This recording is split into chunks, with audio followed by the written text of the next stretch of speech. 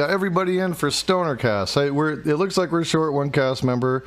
If Ashley shows up, we'll pull her in and get her her intro and all that. But we'll go ahead and get started. Happy to, number one, have you all with me. We have a cast where the majority of the folks on here haven't been on before, and I love that.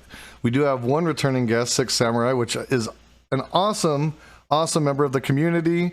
Just came off doing some charity work for the Trevor Project, which I think is fucking outstanding. Still is.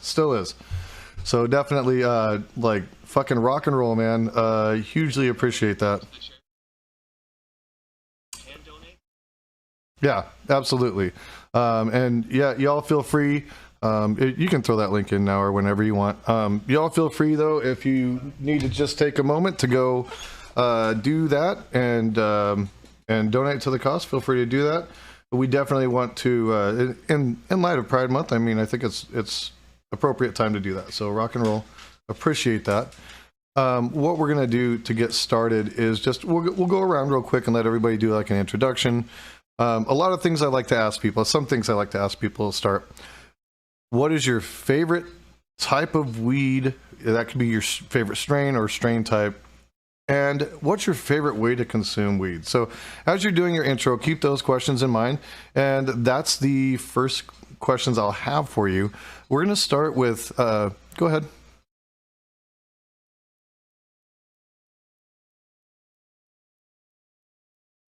Ooh, I can help with that real quick. It's called unmuting my desktop. In before we did intros. Yes. Thank you very much. I appreciate it, son.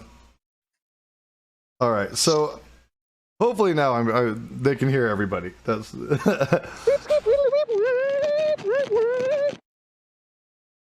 Overlord Clyde Sheard. All right. So we'll start with NineTails, and then we're gonna go to SisterRose. Then we'll go to xSixthSamuraix. Then we'll go to Paradigm Shift. Yeah, so hi, NineTailsCosmicFox, leftist debater extraordinaire.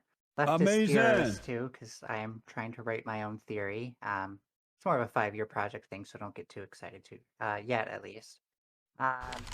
Yeah, in general, I like to think of myself as one of the few actual radicals leftists online, so I always have that perspective, and I always try to bring it to the table.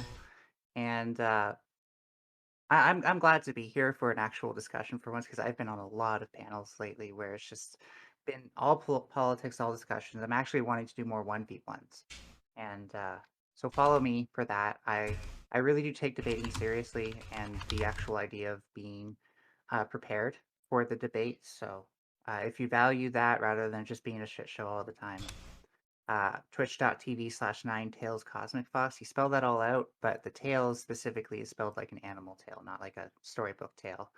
Now, my Twitter is even more confusing. It's at M9Scarlet. That's the letter M, the number 9, and Scarlet is with 2 T's and no E at the end. And so if you manage and happen to follow me, thank you so much. And thank you, Jason, for having me. Rock and roll. All right, SisterRose. One question, or two more questions. I'm going to make sure. Answer the questions. Yeah. Yeah, there was one other that I also want to make sure that I tackle. People's pronouns, because it's very important. I want to make sure that I'm referring to people as they want to be referred to. So if you guys could include that as well, that would just be very helpful. But yes, go ahead with your your strain type and your favorite way to consume. Oh, my favorite what? Sorry. Your favorite way to consume cannabis. Oh, okay. Well, yeah, I might be an odd dog on here. So my favorite strain types are usually sativas. Right now I'm smoking something called Icebreaker, actually, which is like a hybrid. I really like it. It's got like a unique flavor to it, and that's why I'm smoking it from this pipe. But I normally actually smoke poppers for my roar. I like my roar a lot, actually. I think it helps. Oh yeah, for people who don't know what poppers are, you just you take a bowl. Mine looks like this, but it goes straight down. There's no like filter or anything. You put the tip of a cigarette in there, rip it off, put it in there, then put some weed on top, and it pops when it's done. So yeah, what was I saying? I like my roar because it actually kind of, the way it's a column, it actually lifts the smoke up and kind of slowly and all as one thing. And that's why I don't like beaker bongs and stuff as much, because I find it mixes the smoke too much and it comes up like unevenly up Up the up to? What do you call that part? Like the neck?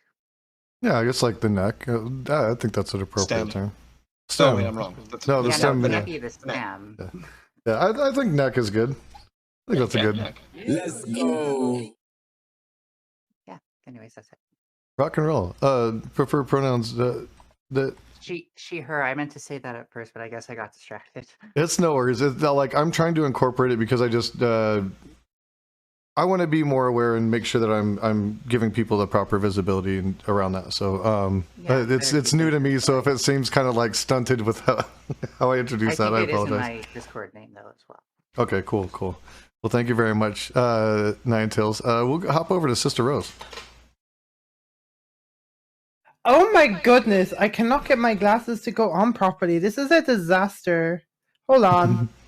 Oh my goodness. Hello, I'm SisterRose. I have glitchy glasses. That's my thing at the moment. I think I'm a VTuber. That's what the kids call it, I believe. And I used to do videos as well, kind of video essays, I guess, but most video essayists have kind of lost their minds. So, but I have done that. Oof. Okay, I will take off the paraphernalia. There we go. And I'm an annoying high person, I think. So oh dear. What was I thinking of? Yes. So I'm SisterRose. I do VTubing, I guess, sometimes, but I don't get on well with certain VTubers, so I have taken a break from that, but I'm going to get back into it soon. So this is my first time back with my avatar. So hello, everyone. Thank you for seeing my avatar and witnessing it. And I also, as I mentioned, have done YouTube videos. I did that one Moppin Burger, the Caleb Moppin YouTube poop that people quite liked, but it didn't age that well because of certain people that were included in it, and that's a shame. So I forever live in the shadow of my creation that I cannot surpass, and that is a really big shame. Yeah, you can catch me. I'm like SisterRose most places. I'm like SisterRose _ on Twitter, and it's just SisterRose on Twitch. But I'm not streaming at the moment, but I will do later on, and it'll be wonderful. Not later on today. I mean later on, maybe in the summer, after the summer, or something like that. Yes. Okay. Yes, I'm a little nervous. I have not done this before, but I have come highly recommended by my mom, Aiko. She's 6 months older than me, and that makes her my mom. She's told me that. And also, speaking of Aiko, the tracking is really Aiko-phobic on this. I'm flipping you the bird right now, but you cannot see it. It just translates the middle finger to like the index finger. I think this is the index finger, and you can't see that I'm flipping the bird right now. There is no middle finger to be seen. This is censorship. I have been cancelled. Aiko has been cancelled because of this tracking. Leap motion. I heard Elon Musk uses leap motion, so that's probably why. It's rubbish. But anyway, hello, I'm SisterRose. Awesome, thank you. Great to have you. So pronouns you prefer she, her, is that correct? I do the she and the her. Okay.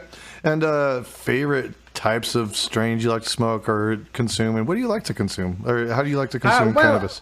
I actually don't know much about strains because I just get kind of whatever I'm given by friends and stuff. Because I mostly get it from my chronic pain, you know. That's an issue. But the ways I prefer to take it, I find AVB pretty good.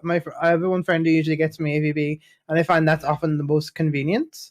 Okay. Just because I can just have a bit and stuff like that. Otherwise, I would tend to, whether it's bud or whether it's hashish, I don't know why I said that like Gollum. It's very strange. I like to have it in tea. That's how I just had it right now. That tends to be very good for pain relief. That tends to be the best. It's like longer acting, and it's better for like pain and anxiety and things, I find. So I would tend to take it that way. Sometimes I just like squish it into a pizza. It's like lazier than baking brownies. You can just like squish it into the cheese, and it just goes into all the fat and the cheese. Yeah. And so I recommend weed pizzas. So that's how I prefer to take it. I love that. There's a dispensary here that actually, they have a full-on kitchen, and they do make weed pizzas and infused chicken wings and infused all sorts of stuff. Like, it's not just sweets. So yeah, weed pizza is definitely a thing, and it's awesome. So kudos to you for that. Thank you very much for sharing. We're gonna hop down to XSixthSamuraix. Hey, thank you. I do love how I'm constantly given the most impossible things to follow up. Like, that was one of the greatest intros I've ever heard. I don't know how I'm supposed to follow that. Truly. I'm SisterRose. You can find me on Twitter, Twitch, TikTok too, but I don't know what I'm doing there. I don't know what that kind of content's supposed to look like. Leftist politics, mostly gaming. Keep things chill. I've been smoking weed for 20-ish years. I'm 30. I know. I don't look it. I get it a lot. I worked in a dispensary. I kind of see myself as like a veteran of the weed wars, you know? Anyone wants to know anything about it, I probably have 15 different stories. Favorite strain? Sativa. But sativa in general. Right now, I've been smoking this stuff that's called Funkmaster. I know, perfect name. It's... Okay, I'll just be straight up. It's cheap. It's like 23%. It's really hard for me to argue with that. If you go to the dispensary, you can get 7 grams of it for $30. So... Nice. Nice. Right? At 23%. Which is pretty freaking good. Yeah. And yeah, he, him is fine. I am non-binary, but keep it simple for yourself. He, him. Call me Sixth. I'll do the whole thing. Okay. Awesome. And last but not least, the Paradigm Shift. So happy to have you. I know we've been kind of trying to get you on for a while now, so. Ladies and gentlemen, boys and girls, and all those in between and outside of this technicolor rainbow. The answers to the questions that have been asked are, my favorite strains are God's Gift, Forbidden Fruit, Northern Lights, Critical Mass, and Elderberry. I am a very big fan of indicas, as you can tell. I'm just a person that ends up finding these things, and they do like things that are better than sativas sometime, and it's weird. To heavily explain God's Gift, it became, I think, popular in 2005. It's grape, citrus, hash. The parents of it are Granddaddy Perp and OG Kush. Its flowering time takes 8 to 9 weeks if you're interested in growing it. You do get dry mouth, dry eyes, and if you OD on it,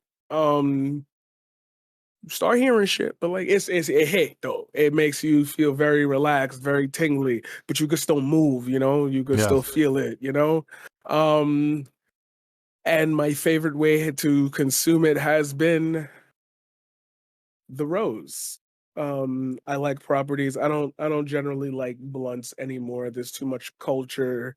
There's too much there's too many additives that are added to the leaf because they don't want it to grow mold. And it's like in the 80s and the 90s, you know, they were smoking that to hide the taste of really bad weed. Yep. And a lot of the strains, you know, you're getting packs, you're getting pounds from like Mexico or like Argentina or something. And it's like, yeah, so, you know, we'd have the blunt culture to kind of like give it that, oh, we got a nice cigar thing going. But nowadays, like, the plant is related to you. So respect the plant, you know, it's a part of us, and that's how it gives us that ability to, and I'm saying all of this to say, the rose has treated me the nicest in not destroying the authenticity of what I am smoking. Other devices like vaporizers and stuff, I get hit or misses. You know, I got a dude who sold me a fake cartridge for $70. Like you can't go wrong with the flower. So that's my answers to these questions. Now, is it wrapped in like rose leaves? Is that what you're doing there, or rose petals? Rose petals. Yeah. Okay. Yeah, I've heard about that. I have heard about that. That's cool. I always wondered, like, do you get a little bit of the flavor of like the rose petal in the hit, or is it pretty much like can't taste it? It's more like the device that's burning it is burning clean. Okay. So there is no, like, you're really getting the layer of the flavor of the trichomes on the leaf. Nice. Pronouns are he, him. You can also use they. I'm not too sure about that yet, but like nobody is and ever. Mm-hmm. Rock and roll. And we can find you on Twitch at The Paradigm Shift, right? No, okay. So like I'm gonna be honest with y'all. Like, I was listening to everybody's intros, and like everyone went so far and didn't answer the question. So I was just like, yo, I'm gonna answer the question, and that's it. What's up, ladies and gentlemen? You can find me at twitch.tv/the_paradigm_shift. Please let Twitch know to give me back my username. I hate the underscores. We talk poetry, we talk politics, we talk photography. Clearly, I like things that start with P. Don't joke about it. If you know the history, you know the history. You're confused. We're on season 2. Season 2 is ending of the paradigm shift. How do you have seasons? Well, you should come out and find out about the lore. It's the special thread that connects every single stream I've ever done. Ladies and gentlemen, I've put ciphers and all types of cool keys within my streams because I want it to be an experience that you have that makes you feel different than anything you've ever felt on Twitch. The king is here. You can also find me on Twitter at twitter.com/MarquisParadigm. Love it. Awesome. Great intro. Happy to have you guys. So tell me, like, I know everybody's kind of like doing their thing right now. How you all feeling at this point? We're still kind of working our way into our highs right now, right? Everybody's. I'm at high level 91, so we're kind of at an emergency point. I'm just letting you know. Uh-oh. I told you I didn't smoke for like a set amount of days. Warning. No, yeah, I'm gonna have a widget on my screen like that measures my high level, and it's like the higher it gets, the bar goes up, and then you start hearing like a whistle. It's gonna. That's why you need to come check it out. Like we got stuff, yo. Like This head should be slowly crazy goes over here. down. It's happening. Yeah, not to brag, but like I generally smoke weed when I first wake up. I'm trying to get out of the habit, especially on days where I work. But also, the worst thing is going into work and being more irritable than I need to be. So 9 times out of 10, I just generally just smoke weed, and my boss doesn't care because I smoke weed at work. So Yeah. I work from home, so I smoke weed at work all day. Big facts. Big facts. I might be the only sober one right now just because I haven't been awake for too long. Uh-oh. We definitely got to fix that now. We're solving that, don't worry. I'm probably about as high as I'm gonna get. I'm a messy bitch. I spilled some of the tea. When you get like the butter, like it kind of floats in the top, so I think I probably lost some potency. Although like some of the bits came out, so I threw them back in the tea. But I may have tried to lick up some of the butter molecules on the stuff. I don't blame you. I don't blame I you. feel dirty. The image. I mean, Oh, the I've You memory. do it smoked too. resin. I've If smoked you- resin I from my would. pipe so many Would. times. Like just whatever, it gets you high. Yeah. What? No, I can't. Nah, I don't know what it Look, man. is. Okay, We've all been okay, in, like, smoke rough buddy, spots. Mr. Perfectionist. I'm just gonna let you know. I actually have free advice for chat. My advice doesn't cost money, by the way, because I'm not a capitalist. Poor, thank you. Between Based. tokes. So if you smoke joints, between joints, but otherwise between tokes, don't let your throat dry out. Always take a sip of the best thing is water, but even if you have some pop or something, Keep hot. yeah, it's always good to hydrate between smokes. I think you can get away with it with joints, though, if your Yeah, it's not as if bad your with throat is joints. extra hydrated before that, extra True. moist. True. I always joke that like joints are like a really happy, energetic kind of high, while bongs just fuck you up. No, It's like no. down. It's the weed. It's definitely the weed. Now, I For me, think yeah, it's the weed. bong, yeah, I think the bong will bring out the indica effects, whereas like something like a joint is better for when you're smoking sativa. I feel It's it like like a- hard. Yeah, I usually use my I have all different devices. I've got a ton of shit. I have a Carta Focus V, which is really nice that I'll use sometimes. I just like that one because it's like a little portable bong that, you know, you can do dabs off of, and it's all programmed. Well, I'll show you. It's just all one piece, you know? So So I just fancy. put my dabs in the top and hit the button. It heats up, does a thing, and it also connects to Bluetooth. So I can actually like do custom settings with it with my phone, like heat settings and time settings and stuff. Because it like My vape connects to Bluetooth. you know, Nah, shit, we're there, going man. to that. Yo, Nah, nah. somebody See, that's hacked my vape. Who the nah, fuck exactly. hacked my Like that's vape? what I'm talking about. Like, yo, that's the Okay, shit that like okay. bothers the fuck out of me, yo. Like, why? 21st Like, century outta- much. Like, yo, not everything my needs to lighter be has connected to a Bluetooth. network. Like, right? Like, oh, I I don't need get. to have a conversation with my fridge, thank you. Yo, bro, you want to see my candles turn on with Wi-Fi? Like, there's a thing you just shouldn't have, and that's it. That's when you stop. Just slow down. Let's rethink this. You know, I'm gonna be a cyborg thing. Okay. One of my Just- fucking neighbors actually know. figured out how to turn on my Bluetooth speakers and connect to them. Turn them Like, on. somehow they have a remote, and I'm in an apartment, so I'm guessing they figured out how to like get the beam to like get through my window or something. but it's very fucking annoying. Nah, you can do that across a lot of things. If you look at your Remember, some Bluetooth remotes are settings now, scary. if you look at your Yeah. Bluetooth settings now, you This is an can. IR remote that turns it on though. So Oh The- yeah. Control Oh, my roommates, what he's watching. I can literally control my roommates watching on his TV, and I do often just to screw with them. Bluetooth Yeah. is fun. My dad used to be a big fan of Fox News, so like I would like I had my phone programmed as like a Bluetooth remote control. So I go on, if he turned it on, I go switch the channel. And then I've gone so far as to actually put the parental block on so that he was unable to actually even go to Fox News. It was pretty remarkable. Like he did the Overton window for him did shift slightly without Fox News. I was pretty surprised. I was like, wow, it just goes to show, you know. Would have guessed. That's like something. First off, I want to point out that I can hold my Garfield pipe with my tail, and that's amazing. But I was gonna ask about that. I also I just discovered I could do that right now.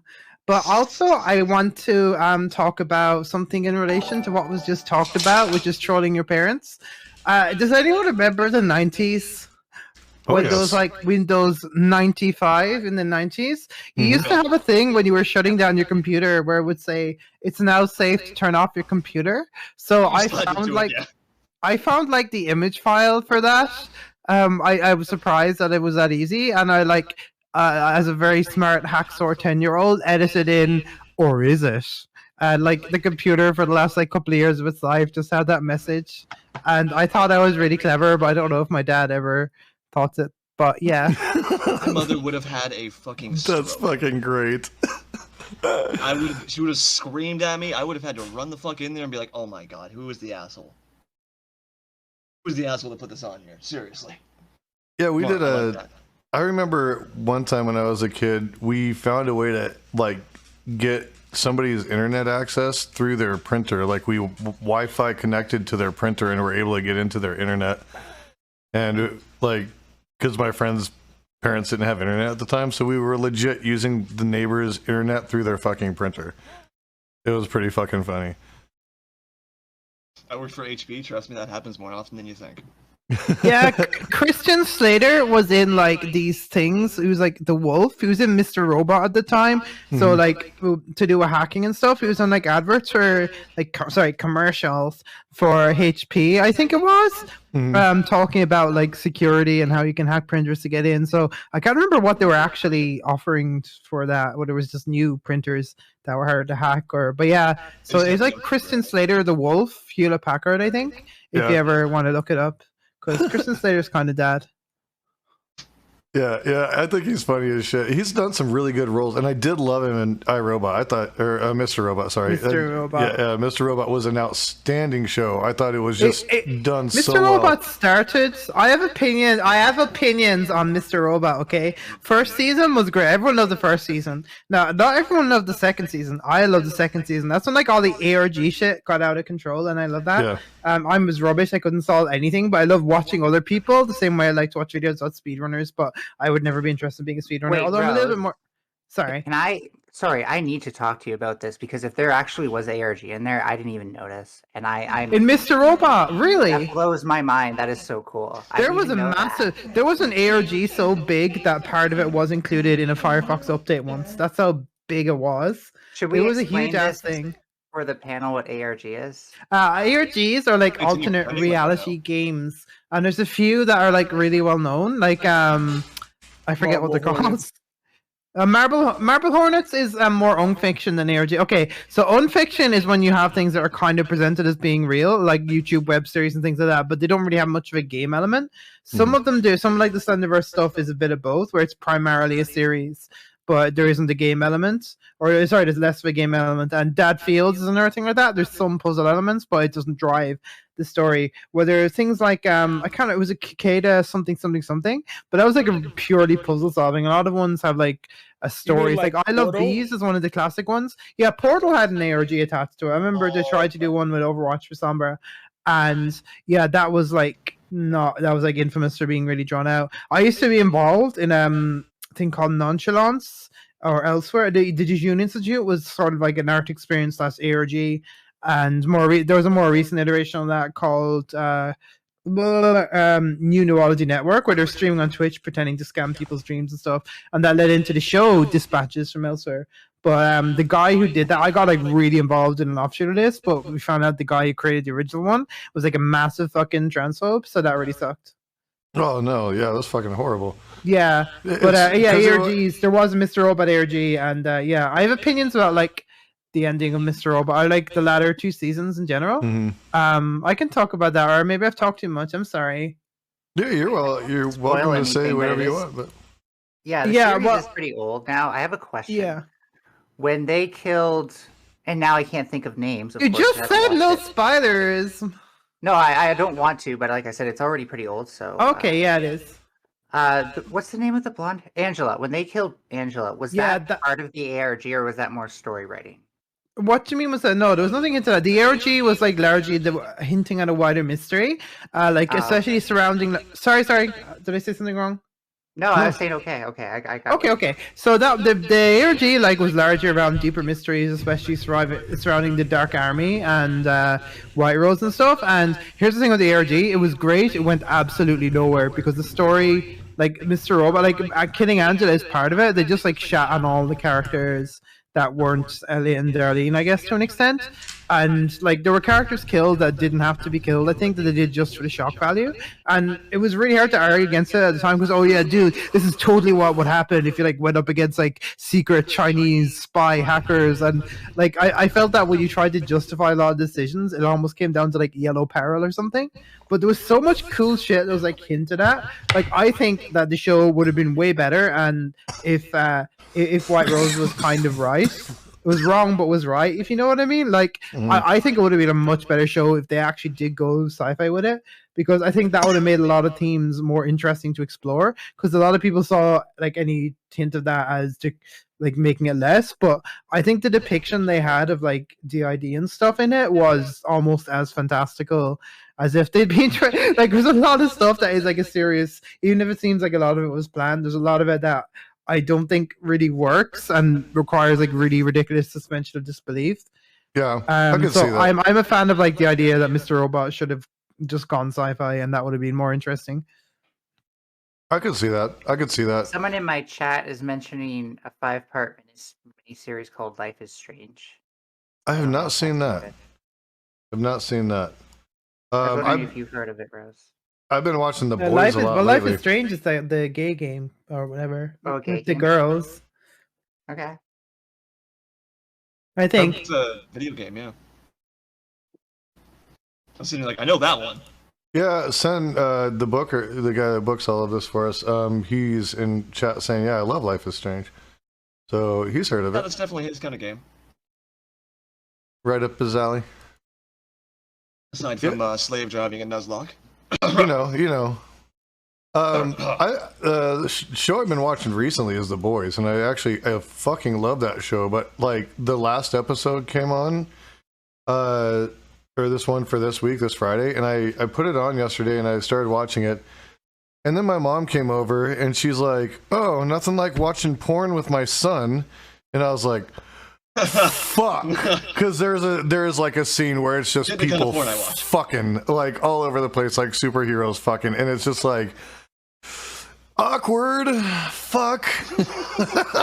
Oh, what was the latest episode of I was going to say The Heroes, The Boys. Herogasm. Yeah. That was a pretty good. Aside from the usual edginess, it was pretty. I feel like most of The Boys this season has been doubling down on the edgy shit and like not understanding superheroes, but that episode did definitely fall in line with the comic. Yeah, I haven't read the comic, but I do feel that episode felt a bit better in terms of storytelling, or having a bit of something else going on than just yeah. Seeing how many bodies they can blow up into a million pieces, because they do that. Yeah, well, there was that, but yeah, there was actual substance to it, which I feel was a little bit lacking in some of the earlier episodes of the season. Watching Homelander get humbled, ooh, that was fun. Yeah, that was nice. I feel like it was a. I feel like it was a. I feel like it was a pretty. It was 3-on-1. Solid I feel like that was a solid cohesion of a story. I could Like, plot the build up. Like, I feel like what we're used to in media is this perception that things have to, like, there's tiny subtleties that people don't activate in storytelling anymore, and there's no longer a buy-in. It's just like you feel like it just happens and then you move on. Like, I think it's also the way they released the episodes might have got people like not still in the same mind frame of what was going on, but like throughout each piece of every scene, which is why I really like Eric Kripe as a director. There's always a tiny visual cue in either positioning or lens choice to give the, like, okay, so for example, when you see Homelander in the, sorry if you haven't watched it yet, like at this point, bro, I can't help y'all. In the I think it's the second episode, or it might be the fourth, I'm not sure.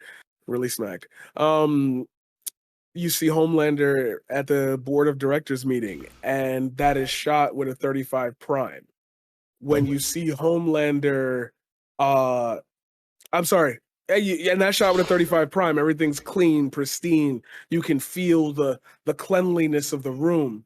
When A-Train's scenes are shot, they're always shot with a 50 anamorphic. And that is to show that, like, the stress of A-Train's condition is always how it should be. Like, that's what you're used to seeing in big productions, the anamorphic lenses. It's a deliberate choice. And it's like, I'm not saying you got to read that deeply into every show, but like the threads of how that story follow their, like, it made sense for Homelander to get to a point where he could feel threatened.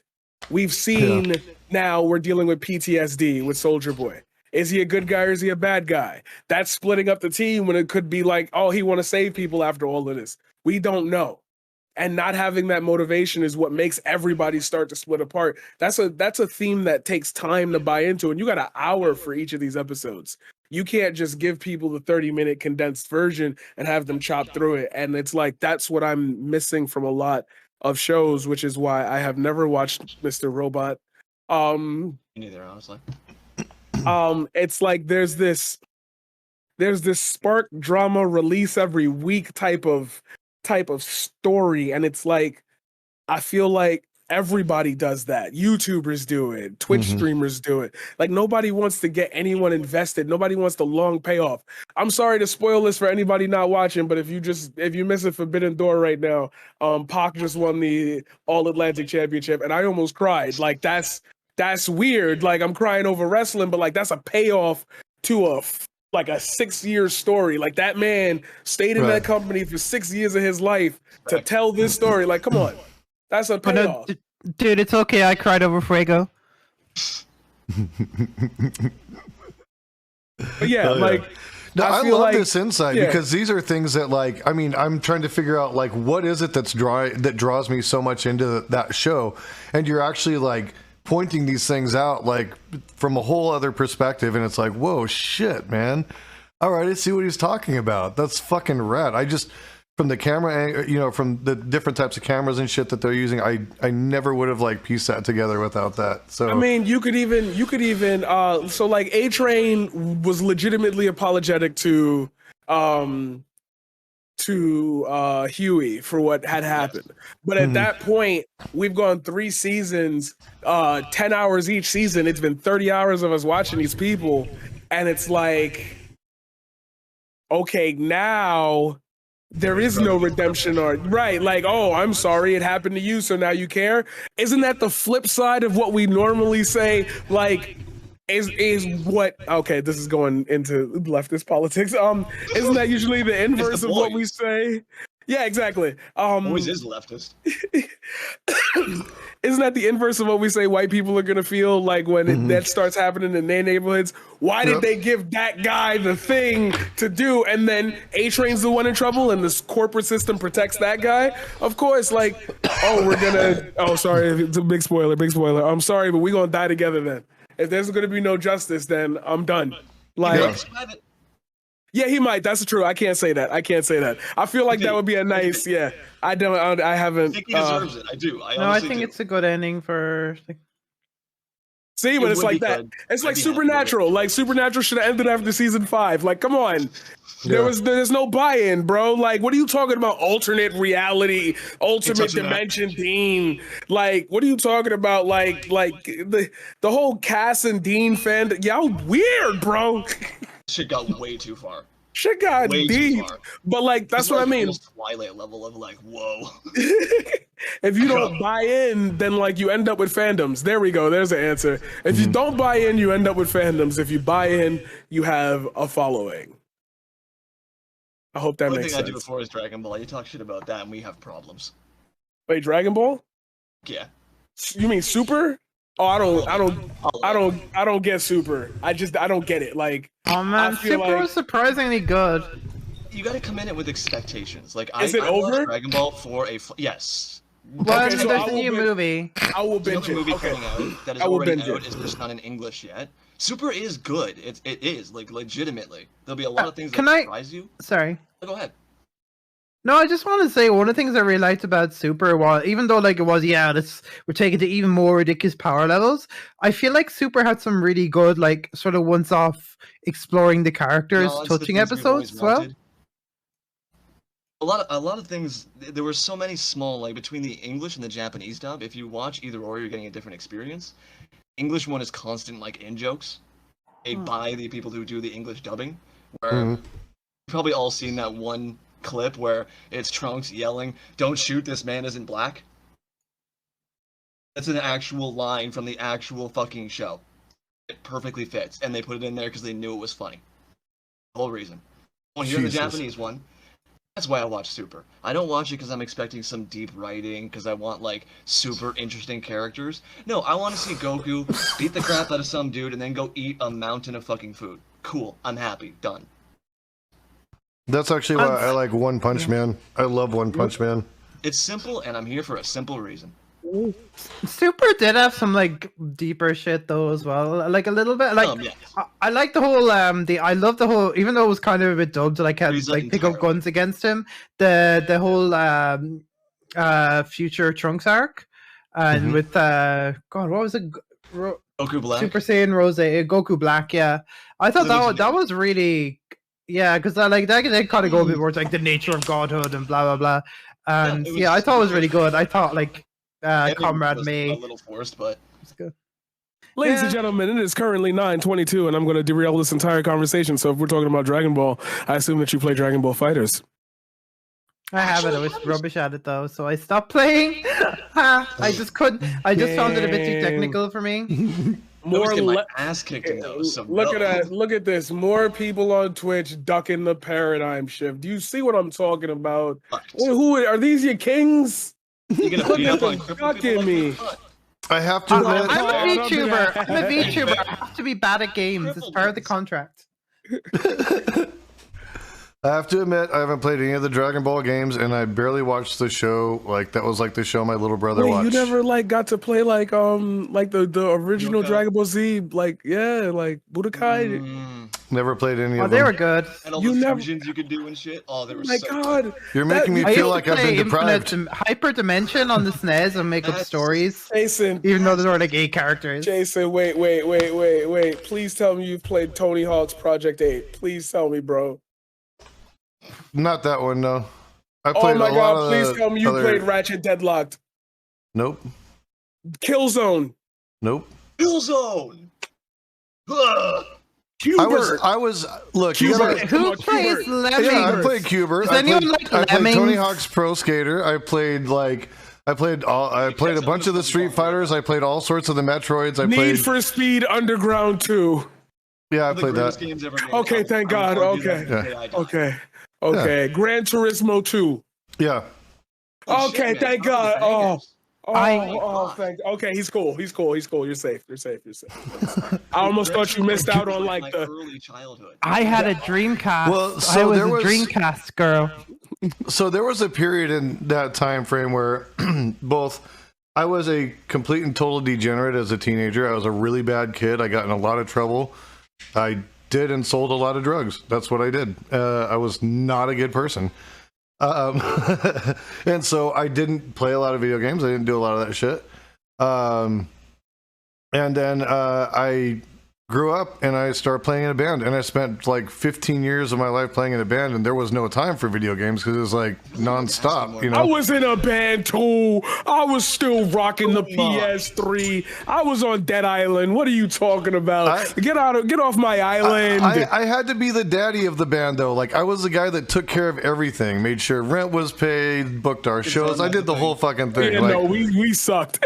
I tried to do the whole music thing, and I tried to do the whole like I'm gonna book the shows and like don't worry about it, people gonna respect me and whatnot. But like I feel like, well, I always thought it was my fault that my band broke up because like I was too much of an egotist, like I was too much like I was self-involved. I really was a shitty person. But it turned out that I actually wasn't a shitty person. No, and I say this with due respect. Like a few of the bandmates still talk to me, and one of them I had always felt like, because he was like holding my he really held my lights hostage to get me to apologize for what I was saying, just to like try to humble me.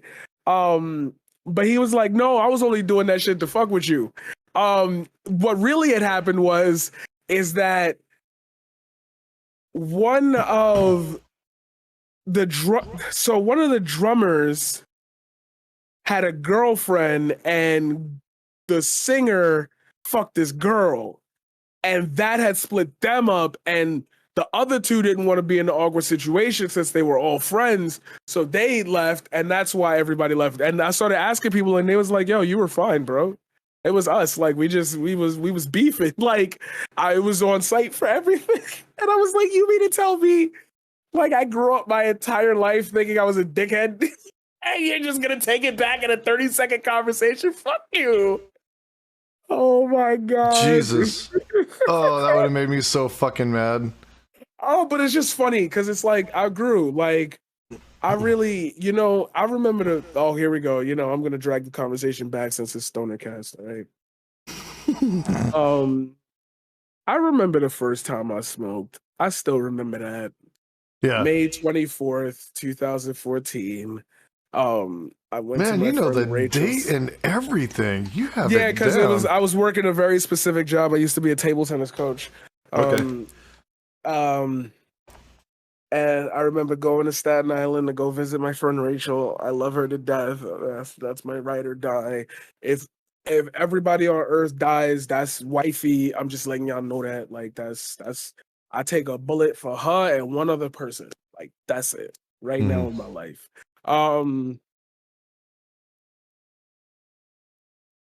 So I went to Staten Island and she'd picked me up in her car. I thought I was gonna have to take the bus and whatnot. And I was like, oh shit, it's so cool. You drive? I didn't know you drove. So we went to our house and they were trying to empty it out because they were moving out. And I was like, this is the first time I've been in your house. It's so cool. And I had suggested that like I have my camera with me, let's do a photo shoot. And so her friend Dina had came by. And I was like, yo, let's take pictures of both of them at the same time. And these pictures came out so fire. So fucking fire. But before that, they were like, hey, we're gonna order a dub. And I was like, a dub of what?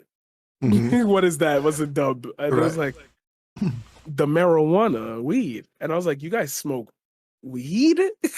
I was like, wow, like, how's that? And they were like, it's pretty fun, it's pretty chill. And it's like, do you want to try? And I was like, you know what? Sure. What's the worst that could happen, right? Like, well. And so the dude came over, dropped off the dub, they crushed up a little bit, put it in a bowl, and they was like, yo, click this. Are you telling your first time story? Yes, 12:34 p.m. It was like God had commanded it. Don't ask me how I remember the time. It's because the ferry that I needed to go back on left at a certain time. So I had to know what time it was consistently throughout the day. But 12:34 p.m. I felt an arm reach out and just it was like a blink, like right in the center of my cortex, and just every color in the visible spectrum stretched. And it just stretched just enough that I knew that there were 256 colors. I'm a poet, by the way, so like I will be dropping bangers like this all night. So That's a very 90s number of colors. That's how many colors there were like in the 90s until the Dreamcast released, and that made everything more colorful. No way!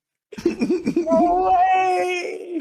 We got DDR6. We got 6 gigs. We got 12 gigs of DDR6 now. I don't know what that means.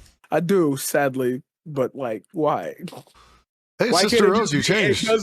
It does something better. Sister Rose, you changed. Yes, I felt that I was not representing myself enough as a gamer, so here is my gaming outfit. I love it. It's awesome. Yes, you can be a pro Fortnite gamer too for the low price of $9.95 a month in my Patreon that doesn't exist. Well, it does, but don't give me money for that. That would be bad. Yo, I started. Only you can make you a Patreon, gamer. and like I can't do it. Like I can hit every other goal in the system, but you telling me I gotta respond to people who pay for something specific? Bugging. It's a Good night. weird Oh feeling, no, Good night. that's like an autistic And now nightmare. feel like you're shilling. So it's so hard to advertise yourself in a genuine sort of way. Where like, hi, I'm a thing. Do the thing. Fuck. Yeah, I feel that. Yeah, that's kind of why I flunked as a VTuber a bit. It's especially that scene is a bit. You have to do You it know with what I mean. someone, you know. I'm bad at networking. I have social anxiety and I'm autistic and BPD and stuff. Someone else should do it for me. Well, I need honestly, like an assigned media bitch boy that does my things. Yeah, I mean that's why I have Sen, because to be quite honest, like I also have social anxiety issues, and like the reason I haven't booked is because I have issues with like reaching out to people, because I'm like, oh no, they're not going to want to talk to me. They're not going to want to do anything with me, you know? And I always think that's my first instinct. So Sen helps me, and he's like, no, dude, we're going to do it. We're going to ask that person. Like, don't be afraid to ask him. We're just fucking doing it. And so I'm like, all right. See, I have a lot of bad, because I'm like very easy to blame for things, because like BPD, trans, autistic, whatever. But yeah, I can be pretty unruly, so I get in trouble in communities and stuff. But I have a lot of trauma, especially when it comes to like reaching out for things like that, because I get like blacklisted a lot. So for really bad reasons a lot of the time as well. So that figures into like my anxiety, and because like I just had a huge episode of that in the VTuber scene where I got really shitted out of it in a really slimy way. So that kind of adds to the difficulty of like putting yourself out there and people just like stomp you back and spread shit about you. So it's like, man, I'm dragging the mood down. I'm sorry, but you know. No, you're not. I mean, that's part of the conversation. We just like keep it going. You know, we can go ahead. I have, it's just in regards to like my experiences. I wish people, instead of like blacklisting those who are going through a rough time and might like look bad if that person associates, like even with me, I've had my moments where I'm like clearly struggling and I've embarrassed myself and made things more complicated for people. But it seems like people just like walk away instead of like actually messaging you. And that's really disheartening. Oh yeah. Like there's so many times where someone would just like messaged me and said, this thing you did, blah, blah, blah. Like, even if I don't figure it out like right away, I will come around because I don't want to think that I'm doing something wrong. And if I realize that what I did was wrong, then I will come around. Yeah.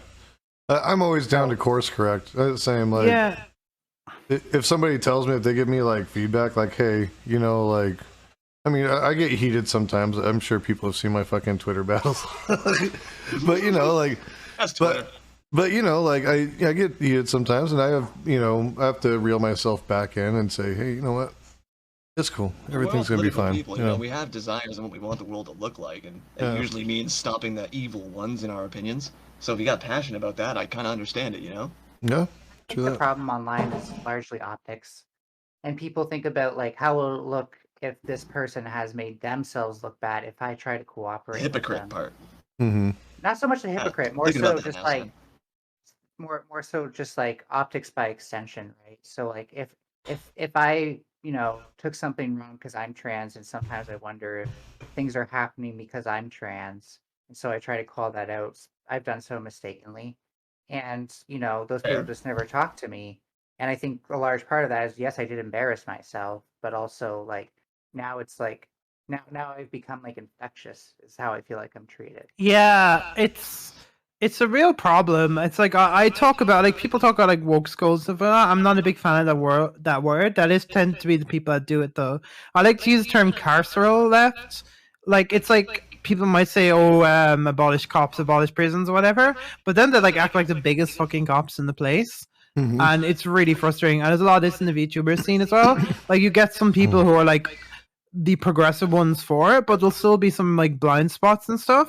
Mm-hmm. And like just the people like and making themselves into like community cops. And yeah, you should like kill the cop in your head and not like there's some people that deserve call outs. Big And cab in like your part head. of the reason I get into trouble is because I do call out the wrong people.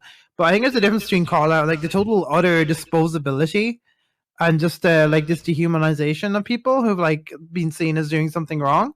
I think that's like a big issue, and it makes me. I'm going to show how frustrated it makes me. Let's see if this works. Ah! There you go. That was so awesome. Just trying to reach for light. So is it? Well, I normally wouldn't bring up something so deep, but we've already had you guys made me endure the Marvel superhero discussion. So let's go. There was a Marvel There were superhero no Marvel discussion. superheroes. Or whatever that show was. I translated the show in my head as this sounds like a Marvel superhero shit or a DC. No, No, that's- it's like no, making that's fun of Marvel millimeter off. superheroes. Okay, That's okay, like okay. nah. In That's kind of a minus one. That's disingenuous minus one. way, Name but only. it's okay otherwise. This wasn't the point of what I was saying. Okay. So, yeah. So what was I saying? Hello, Stoner. I was saying that. Holy shit! I really did lose my point there, and I care about what I was saying. So like, Mission accomplished. we were talking about people. No, doing yes, police. yes, yeah. Keep going. Something serious to I talk can about. do this. You got this. Where do we go from community policing? Okay, and then woke scolds, and then a different name for woke scolds, and how like the absolute dehumanization of people who have just been thought Oh, to right. have done wrong. Yes, and I'm putting you guys through the ringer here. Yeah. No, not you It's guys. only fair. You may not all be dirty neolibs, but I think being neoliberal in general, and like especially when we think of this in regards to how easy it is to say like I'm a trans ally, I support these things, and yet we wonder why people like and I'm totally fine mentioning this person's name's Destiny suddenly is a bad trans ally when things get a little bit scary, like trans athletes and stuff like that. And I think it comes down to oh yeah, and relating this back to how people with mental illnesses are treated. I think this comes down to something called biopolitics or biopower. It was first coined by Foucault, but many philosophers have talked about it. They've even extended it into something called necropolitics.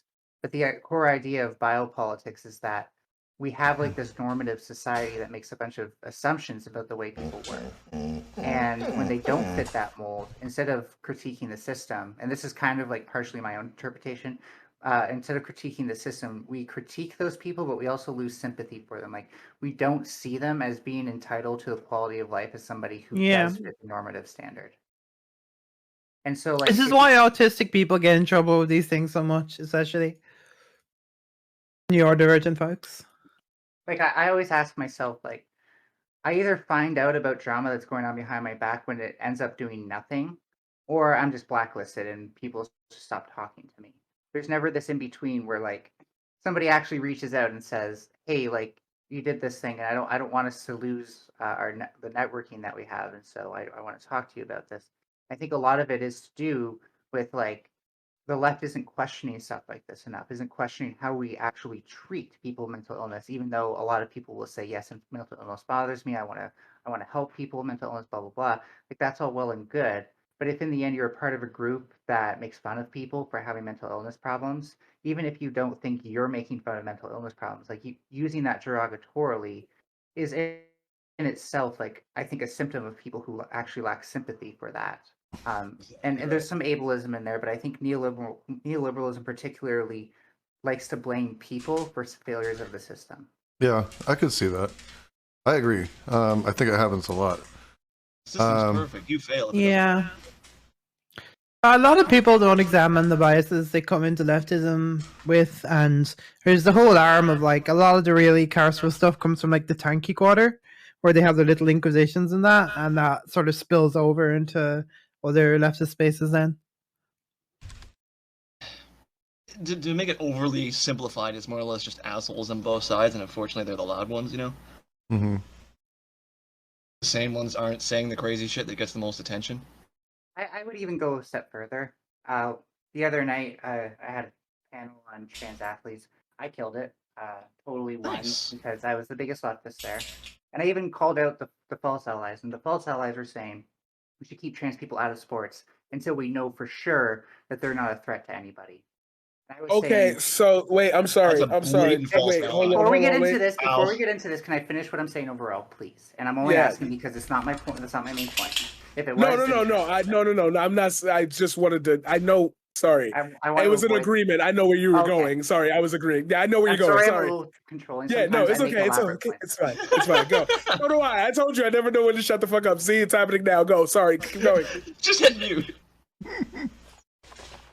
So yeah, I think like the biggest thing is that a lot of these people come into it thinking, oh, I just have to approve of these people, accept them, not talk shit about them, not misgender people. And it seems really easy because the left actually isn't doing a good job describing the complexity of trans issues. We stop short of getting into like, well, why do you actually need neopronouns?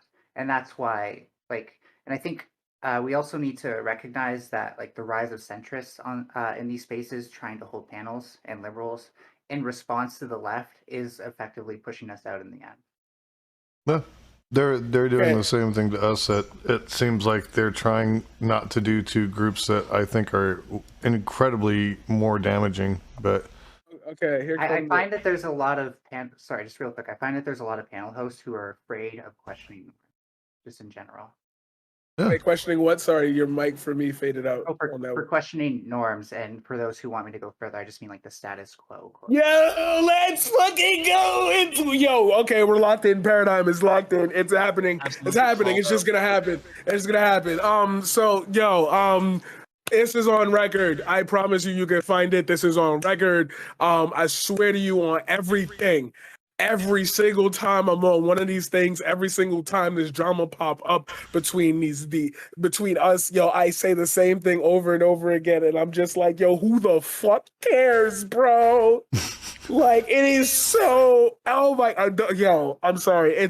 I agree with you. Like, I ain't see where you was. I ain't see where you was headed, but like, you probably. I don't know who you are. Like, I also want to say So I'm not popular enough. I see how it is. neither am I. Did you know who I I've was heard of before you, this? actually. I think I've heard of you actually, but I only watched like Fuck. the one React video or something. Oh, one of those. Yo, paradigm shift. Your camera is like so cinematic. I feel like I'm watching a HBO Max show. Yeah, like I normally try to compete Perfect with other angle. people's cameras, but I'm not. I don't even have a chance with the light. My lights ain't even fully on. I'm just My warming up. lighting is D. It's ambience. That's what makes it look good. Yeah, my You almost look lighting like, is D from Always Sunny. Like you're You the should try- voice of the underground. I'm sorry, I didn't hear yes. you speaking. Like you're There in a might be- movie, there might you be know that one lags, dude that's on though. the radio? Okay, I'm not Hey. lighting with the Canadian though. I know that much. But yeah, like between you and I, like I always think of my lighting because I have trouble dealing with dark lighting as like the lighting that Dee from Always Sunny has, where she's trying. I forget what the episode is, but she has like this weird stage lighting at the bar while she's standing there, and she's just like overlit. And that's like the only way I know to actually like do my lighting. I feel like I try to make it work. You saw me playing around with it a bit, and I do have a custom camera set up with a Raspberry Pi, so I have a lot more I can do if I want to. But for I use a now, crappy camera, so when people realize how ugly I am, I can blame it on the camera. No, don't do that. Don't do that. Okay, here's what I'm gonna bring something up because we're talking about high stories. Fuck, I just I turned got so off many. the Oh, and air by the way- conditioner, and it's Don't get me started on heat. it's warm my already. light, It's like 30 degrees in my room. my light was Celsius. not working for the longest time, by the way. It was stuck on blue, and just tonight it started working with the color changing for the StonerCast. So I think that's pretty awesome. You're welcome. It's slightly yeah. extra psychedelic. That's what weed is, right? It is like a very partial psychedelic. It is a psychedelic because you get yeah. time blindness from it. So because of that, a lot of Oh. people Ah. consider it a psychedelic. That's Well, the what point. really makes it a psychedelic is that the endocannabinoid receptors have interactions with serotonergic receptors. So it actually affects like the same, like it affects the receptors that psychedelic drugs would affect, but not as strong as those drugs would. Weed is actually a combination of upper and downer at the same time. That's more closer to an even balance than alcohol would be. Alcohol is a much stronger downer, and it's like you start with an upper and then it's downer. With weed, you kind of get like downer and upper until the very end, until you crash, and then it's just like, nope, I'm burnt out. You just feel like shit. Sorry, Paradigm Shift, I cut you off. You did want to say something, right? So I'm trying to Good pass stories. it back to you. Got it. About cameras. Yes, cameras and lighting.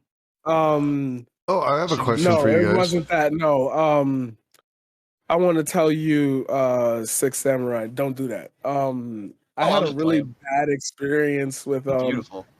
I wait, what? No. What you had said earlier, it's like when you said about the camera, because like, yeah, I know you, but like, I'm that's what I'm trying to get to. So I met this dude a couple years ago, and it turned out that he was like kind of an affiliate to some pretty high profile people. And he like effectively tried to sell me on this dream of working with him in the sense that like he's already got the connections, he just needs the pieces to put it together. And like he's bringing me to these places that are so like he really is who he says he is. People that I like have mentioned him before on camera in interviews, like with high regard, like top level regard. So like I'm thinking, okay, so you're the real deal. However, like he's also a very messy person behind the scenes. And he ended up saying a bunch of things to me in the middle of a conversation that made me really question, like, what is your thought process in certain situations? And the one thing that he said to me before, like, I had to just be like, all right, I need a break from you for a hot minute because the shit you was saying out your mouth was wild. He's pretty much one of them Hotep, Dr. Sebi ass like people. Oh, fuck. I can't do the whole thing. All right, yeah. I'm glad that helped explain a lot because like I told him like I had COVID and he was like, yo, don't even worry about it, don't even say nothing. I'm gonna bring you some black seed oil or some shit. And I was like, all right, like all right. Thank you. These vaccines are going to get me through it. At least he cares.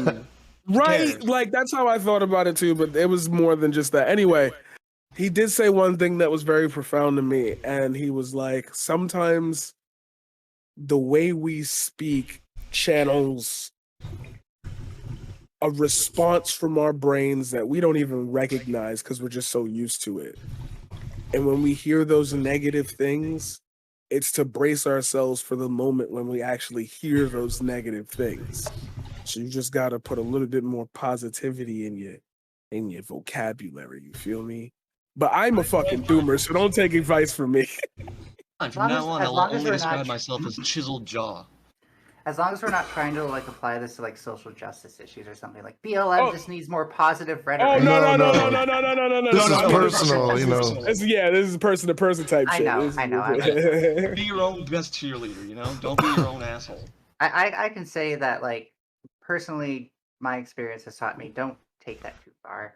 You'll find that what I took that very seriously, especially when I turned an adult and left my life as growing up in group homes and on medication and stuff.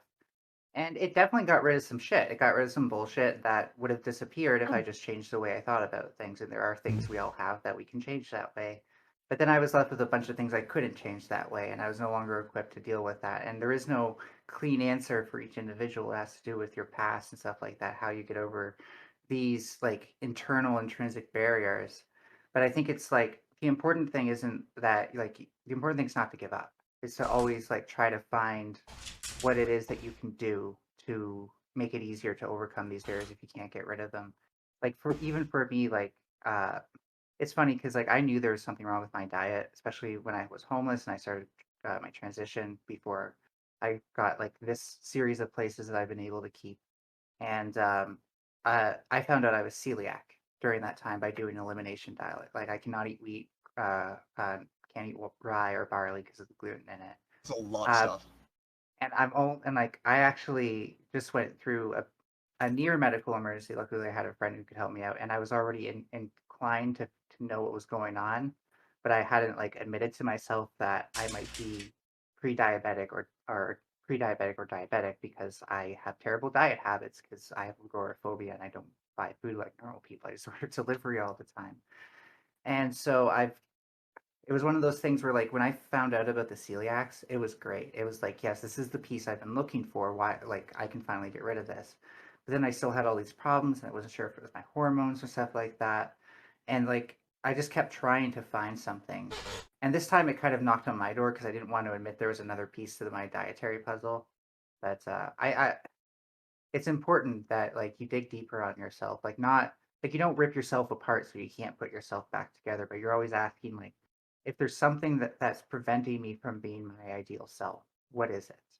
Hmm. Because I want to be my ideal self. So why can't I be? And sometimes the answers are it comes down to ability. Not all of us are born with every ability. So if your ideal self is to be, I don't know, a supreme athlete, well, what if you were born with a different body type that just makes it difficult to perform in that kind of Let's athletic? go. So Yes, yes. you do Sorry. have to accept Go. sometimes that not everything is realistic. But Hmm. if you're not where you want to be, you just gotta start asking why. You just start looking deeper. Like, and trust me, that's really hard when you're dealing with dietary stuff. But I still tried because Hmm.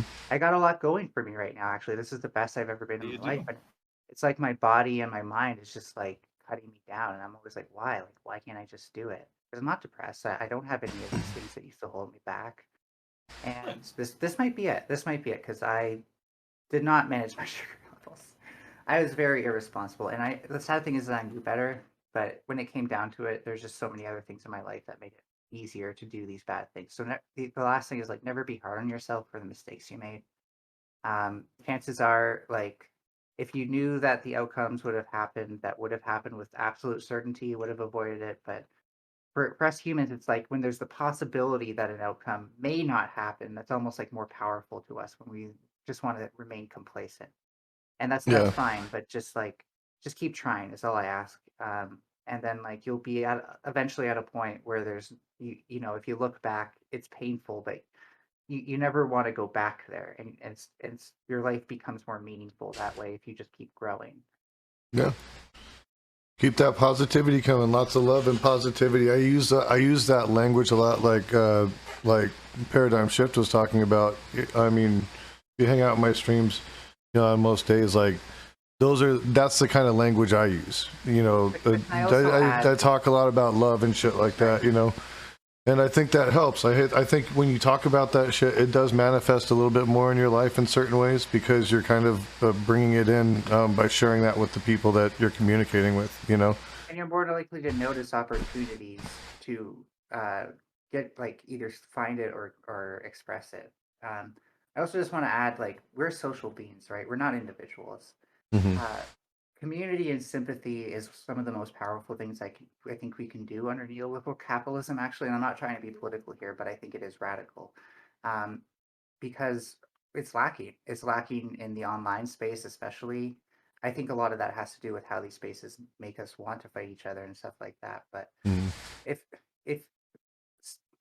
it's hard when everyone wants you to take sides, but just trying to be sympathetic and trying to realize that everyone's going through stuff that you probably can't see because a lot of us are on the internet because it's a lot easier to have all this stuff going on and not have your friends find out or something like that.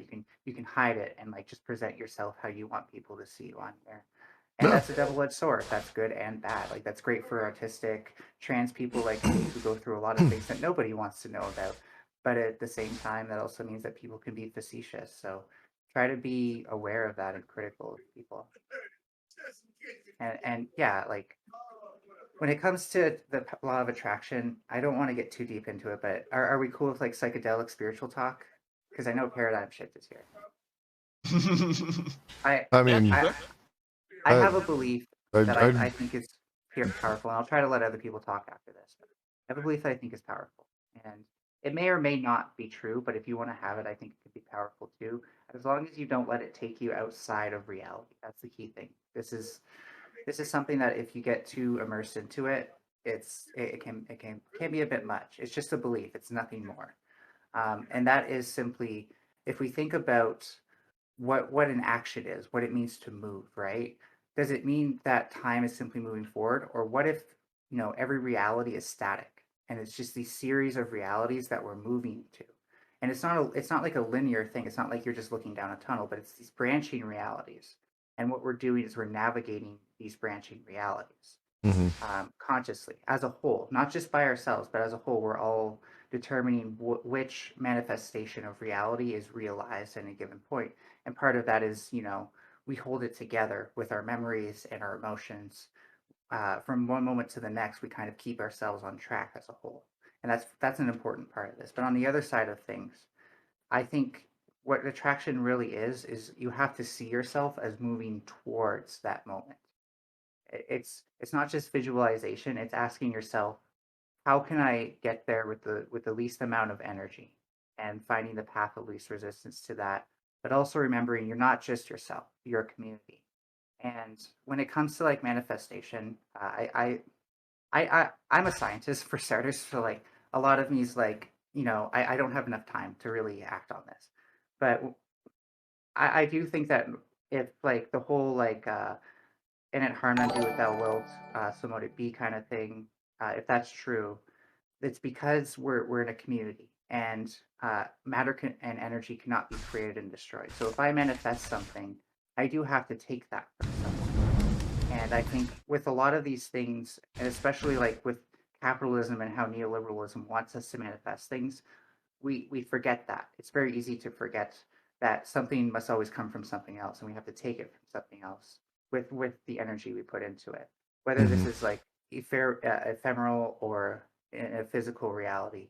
So when you manifest things, try to find a way to do it in harmony with your community, so that way you're not just like taking, but like you're returning as well. And I think like that can make it even more powerful. I agree. I like that. I like that take. It's also part of like why I think the Big Bang exists, but I don't want to go too long. I always felt like I don't know, like I'm not like I'm an atheist, but like I've always kind of felt like there's at least like this collective consciousness that we're all tapped into in some way, that we all kind of like draw from a little bit. And I think we both connect and relate holistically as like a planet through that. I don't know to what degree, like how intense that is, but I think on some level there's something like that. Condition. Yeah. I also want to say, I just really quickly, I think the most beautiful realization in the world, and the thing that I think can give us the most purpose, is the realization that all of this could have happened, all of the nature, all of the animals, but we could have never been here to appreciate it. We could have never been here to say, wow, this is fucking incredible. Because I like studying ecology, I like studying chemistry, all these things that you think would debunk this inherent mysticism I have. But when it comes down to it at the end of the day, I think it's all right to believe that the course of the universe happens that way we could be here to appreciate it, and that it is powerful and meaningful to find something about this reality that's even in the darkest of stuff, is to be like, wow, it's still incredible that this happened. It's so beautiful that this happened. Probably the best way of looking at it. Okay. Has anybody here ever played Final Fantasy VII? Yes. Yes. Oh my God, yes. Oh my God, I knew yes. SisterRose had to be a yes. Okay. Why? Because I'm a big wanna see my own weeb email. with a weeby head that weeps about.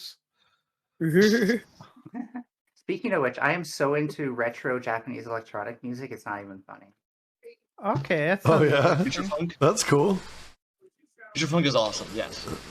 No, I think she means actual retro, like as in like 70s electronic music from. Yeah, the Magic That Orchestra. too, yeah. Oh, okay, yeah. Okay, I get you. Right now, I've just been binging Future Funk. So, like, when you're in that perfect high and you got a little bit of the munchies, I gotta know what's your go-to munchies? What are your guys' go-to munchies? Regional. Unhealthy things that give me bad health conditions. I'm actually trying to transition myself to a sushi fixed diet and to make my own sushi.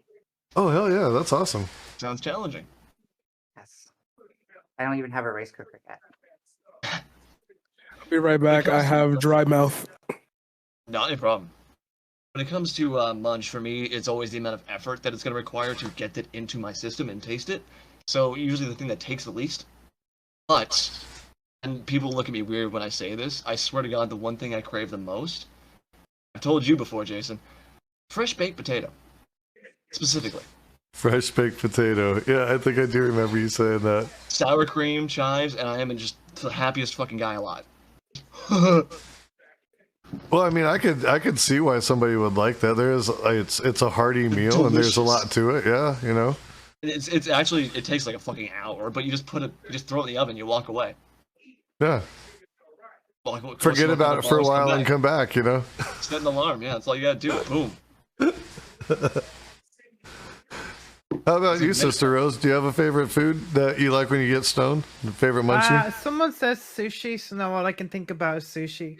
But I'm too poor to afford sushi for a snack when I'm high. And also everywhere will be closed because I get yeah, I do it at night. I do the deed in the shadows.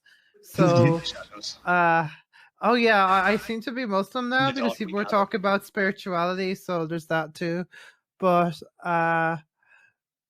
it's what was I talking about? No, I was asking you what kind of munchies you like when you get high. Oh yeah, I got into sushi. Well, I did just have like fish patty. I get like cheap Pringles knockoffs from Aldi. Okay. That are actually pretty good because they have like less salt and stuff. Mm-hmm. I have blood pressure problems, so that's often that's what I had earlier, and some chocolatey strawberry things also from Aldi. So I just get like cheap snacks from Aldi. If you don't know what Aldi is, it's like a Swedish, I think, supermarket that you get places in Europe. I'm in Ireland, which is part of Europe, which is next to the Great Scourge, otherwise known as Britain. I want to let you know, us Canadians and Americans thought you meant a clothing store. Okay, it's not a clothing store. We have Aldi's in Arizona. Actually, we just started getting them. Sometimes. Reference that with it being in Europe, that was beautiful. Just because I've had to explain this before, it is in Europe.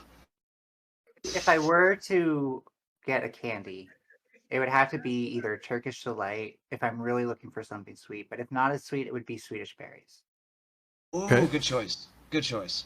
Ooh. Like if you put Swedish berries in front of me, they will disappear. It's like a 75% drop-off rate with jelly beans, so 75% of it will definitely be fine. And then there's like some leftover probability that I'll finish the rest. But have the time to do the math. Ooh, speaking of Turkish, baklava is really nice when you're. I've actually had that. It is good. Yes, I miss baklava so much. I just had I got really high the other day, and I had a piece of tiramisu, and that shit just smacked so hard. I was like, oh my god, this is amazing right now. What? Does tiramisu have wheat in it? Weed in it? Wheat. I don't. Well, it's got ladyfingers in it, so if those cookies have it in it, then they do. Yeah, no, I actually when I was eating healthier from delivery, and the problem is like credit card stuff with me. I would order a Mediterranean fusion dish that's like rice with chicken, like shawarma chicken in it, and then like it had like these awesome pickles and onions and hummus and what's the other not Sazaki, but I think it was actually a garlic sauce that was really good. I know the garlic sauce you're talking about. That stuff is good. Mix it together and stuff. And I got fries for the longest time, but it turns out there was a bit of gluten in it, so it's like crap. Everything I like turns to gluten. So much food has gluten in it. It's not even funny. I worked at a Fucking vegan gluten. bakery, and it was kind of impressive the amount of stuff we can make without gluten. You just have to get that really special kind of flour. Rice flour is the most common thing I see. Yeah. These shakes are actually what I use for my elimination diet. I basically live off these. They're like the Soylent shakes. Oh, okay. Yeah, I've heard of those. It's just a meal I do not replacement. take care of myself. Yeah, I usually- I've hardly been taking care of myself, even though from what I know about chemistry and biochemistry and stuff, I should know better. I I used was to be bad when I was young. I used to be big on like actually even last time I talked about like munchies that people like. I was like, okay, ice cream sandwiches, but I've been on this kick lately of just fresh cut fruit, just all sorts of different types of fresh cut fruit, strawberries, Nice melons, cold. you know, yep, stuff like that. Yeah. I mean, I'm in Arizona. It's usually really hot here, although it's pouring rain outside right now. I need to close my back door, but. I would appreciate Ladies and the rain. gentlemen, it is currently 10:05 p.m. on 6/26/2022, and I'd like to let you know that if you need a refreshing beverage, you too can try Izzy. Izzy, the brand that everybody loves. Oh, he's really committing to the radio host. I love it. I dig it. Okay, so I gotta know though, are you looking for sponsors or are these sponsors already? I want you to be real with me. Nah, I just think about object permanence and the fact that you guys might never talk to me again after this. So why not make you remember something? Why not would make we you never feel talk to something you? when- You want a game after this? Yeah, why would we never talk to you You again can join after my this? server. No, I mean no. Like tomorrow's not promised. Oh, I feel So you. like, Okay. why not make you I'm just promising you tomorrow. remember, cool shit. Like I feel like a lot of us fail at object permanence. A lot of us I think appreciate like, whenever Here's the someone thing makes me about me. laugh. So this is very cynical, but I've been this way since I was a very young kid. I've always been skeptical of marketing that and later. advertising. It just always felt weird to me, and I'm like, why is it like this? Like why doesn't it feel like someone's talking to me as a person? And why don't I feel like this is convincing to me? It could have been that Online, you like I mean? was autistic. no, but that's it's like, that's real. No, that's I have correct. autism It's too, not. Yeah, that's. And it's the idea of advertisement, when your friend comes and says, "Yo, I got this fire track, bro. You gotta bounce on that. You Oh, gotta my mixtape. right." word of Like mouth.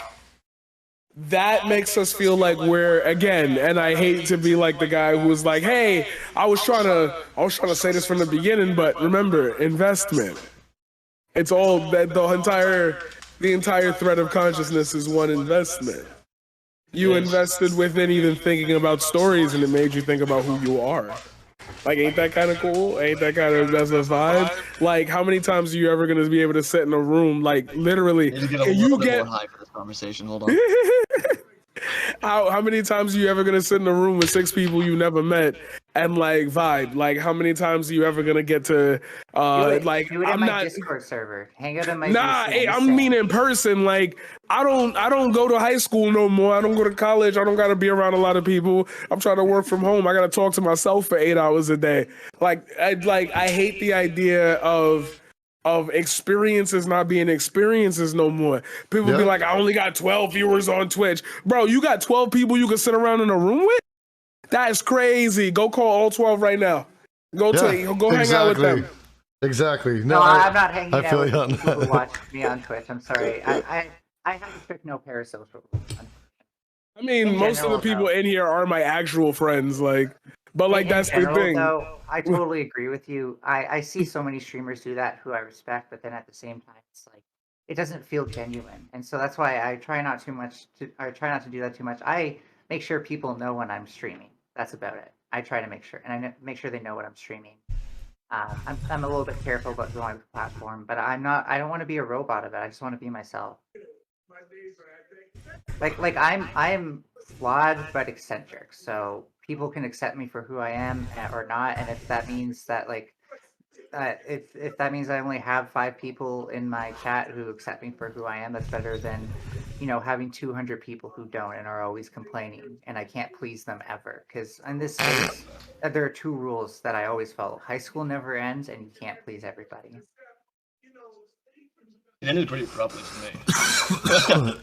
Pretty abruptly. I'm just saying, like, the Twitch politics space is high school never ends realized. It really Yeah. feels like it. You're not wrong. Yeah. It does. Not anymore. I kind of had the same. I came on just because Not anymore. The paradigm shifts here, baby. Let's go. Paradigm has I like shifted. it. Here. I'm Let's here. shift. Let's shift the Yeah, paradigm, shift it. baby. I'm about it. Let's go. I'm here to take over. I've told everybody. You still this haven't since told the us what your beginning. favorite high food is. Paradigm shift. Oh, I absolutely did. Nah, y'all just Your wasn't drink, listening. Izzy? I did in spirit. Crunch bars, guys. Crunch bars. Crunch I love bars. crunch bars. I love boneless chicken with pork fried rice. I love General Tso's chicken. I love Oh, microwave good choice. meals. I love remembering to eat. I feel like I was just talking to my friend about this. Like, the American schooling system really like works for kids with ADHD, and I'm gonna tell you why I'm gonna say this, because like it really give us something to do. You know what I mean? And it's like that learning curve and that beautiful drop from being told you're gonna excel so far, and then the real world hits, and it's like, y'all really failed us. But like anyway, Wait. it's like I lost my sense of scheduling because like I'm responsible for it now, and it's really hard to manage. And it's like people are waiting on me, and that's how I get paid. And like I shoot weddings, that's cool, and like I make movies sometimes, and that's cool. But like I want to create something that like my kid could look at and be like, "Yo, that was my dad." Yeah. That's what I always think about. Like I want people to think about it and be like, "Yo, I sat there through his retro block, his politics. It just a vibe the whole time. Like I'm learning so much, and I'm connecting with people I never even thought existed. Like For sure. it's so strange. Like to even ponder why we're afraid of being ourselves. You know what I mean? Yeah. It's You're like on a words which you a never panel words with an before. Irish fairy VTuber talking about stoner. oh, things. you're Irish. See. Oh, I literally okay, tell got it. people I'm I another almost died. kin freely. I've been on politically provoked, so I've been on politically provoked, and I'm like, dude, Sorry for I'm your another troubles. kin. Sorry for that. Because R.I.P. like you have no idea how like between me and SisterRose, yeah, we're not like that. I don't think Jason's like that either. I don't know about No, this you guy know on the what? bottom right. He's a bit of a ginger, and that's Well, you know the thing is Canadian. Never trust Canadians. I'm just useful advice. well, the reason that I even started doing this thing is because I saw a need for something in the space where people could get together and like have fun. Not wrong. You know, where like it could even be some of those people from those same political spaces, but you know what? We get to actually like fucking joke around, get high, have some crazy ass fucking stoner conversation about existential shit, you know, like and fucking enjoy ourselves, you know. Yeah, you know, and Okay, like speaking. I love that. Oh. Go ahead. Speaking of existential shit, does anyone else get like this really orgasmic feeling when they have like a Pepsi Max or Diet Coke and they're really high? Like just the texture of it and the thing, it just really, oh god, you know? They were selling No, but I'm Pepsi gonna have to Crystal. try. They were selling Pepsi Crystal at my variety store, and I almost Cool. bought one. I almost bought one. But I'm Holy like, shit. I have sugar problems. Maybe I should. I haven't seen that forever. I haven't seen that since I was a kid. And I really want to add into the conversation about why we're all here because on the first level of things, the debate's what lured me in. I actually got gaslit by a lot of my foster parents, and so I got really sharp at debating and telling them why I think they're wrong. And that was a very negative skill until I spent a lot of time in a stoner park, actually, where most of us hung out in this picnic table in the same park every day to smoke weed, but also some people were selling it at the time. That And brings back memories. so my debate skills and my social ability got a bit better. And then by the time I came online, I think I was like subpar considering where I am now, but still ready to at least start it. And I did. So that's how it started. But in the end, it ended up being more about, again, networking with people who I think are genuinely awesome because they're usually streamers with something interesting about them.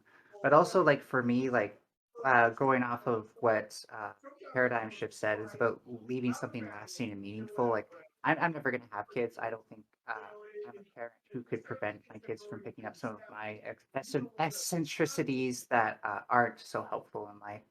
So I think it's better off for me to leave something more impactful. And I've already mentioned I'm writing my own theory, and I do hope that that will better arm the left for discussing neoliberal capitalism.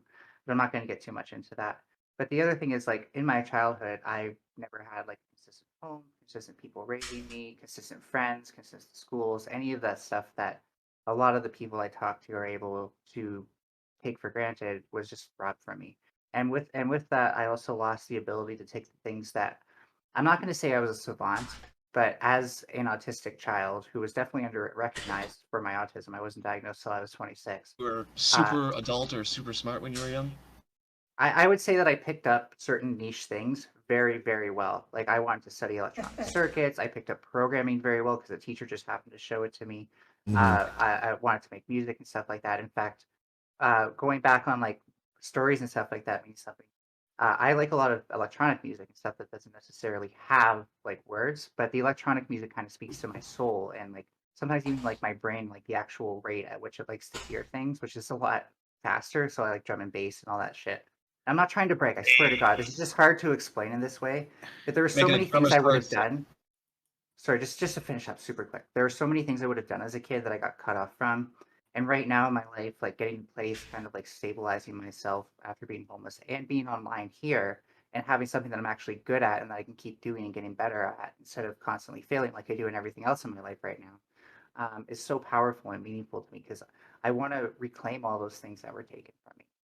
Even just like I wanted to learn science at such an early age. Like I was asking my teachers when I was 10, like, you know that math where they put the letters and stuff in there and there's all the squiggly lines and they're talking about stuff I don't understand. Just teach me that. I don't know how to teach me that. And I realize now the answer, going on education real quick, is to teach kids through coding when they need it. When kids can pick up coding really fast, introduce it to them early, not too early, of course, but if they pick it up really fast, give them an alternative curriculum that's rooted in coding, especially with the STEM stuff. But anyways, that's my final thing is that, you know, to me, being here is very important because it's kind of like fulfilling the part of me that was lost that was acting. I did a lot of theater and stuff like that. And I know I just said like, oh, I'm trying to be here to be genuine, but I never really got to commit to theater. Yeah, I never really got to commit to theater or anything, but I like that this is performative. I like that it's aesthetic, and I like that there are things involved with this, like lighting and cameras and stuff like that, that almost in a way kind of brings me back. Like I'm not here to perform, but I like it's easier to put myself in a comfortable mindset here almost. Yeah, I feel that too. I think I do like the ability to you kind of set your own aesthetic. You know, you've got, you know, your layovers and different things you can do. Like there's a lot of manipulations and stuff that you got the layovers and stuff like that you can do. There's a lot of like manipulations that you. Am I muted? Is that for you? Because he's not cutting up for me. I can hear him fine. You guys can hear me or no? Yeah, I can hear you. For me. Yeah. It's just good. All right.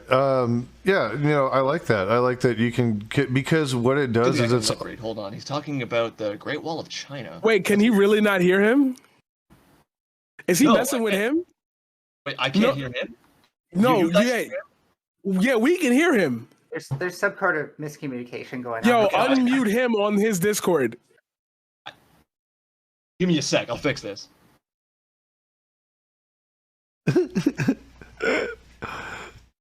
No, you're muted. Okay. I don't know. You know what it is for me? You know what it is for me? Speaking of this wonderful show we're doing. I muted you? No, I just heard him there and I did nothing. Screw it. We're good. It works. We're fine. We're good.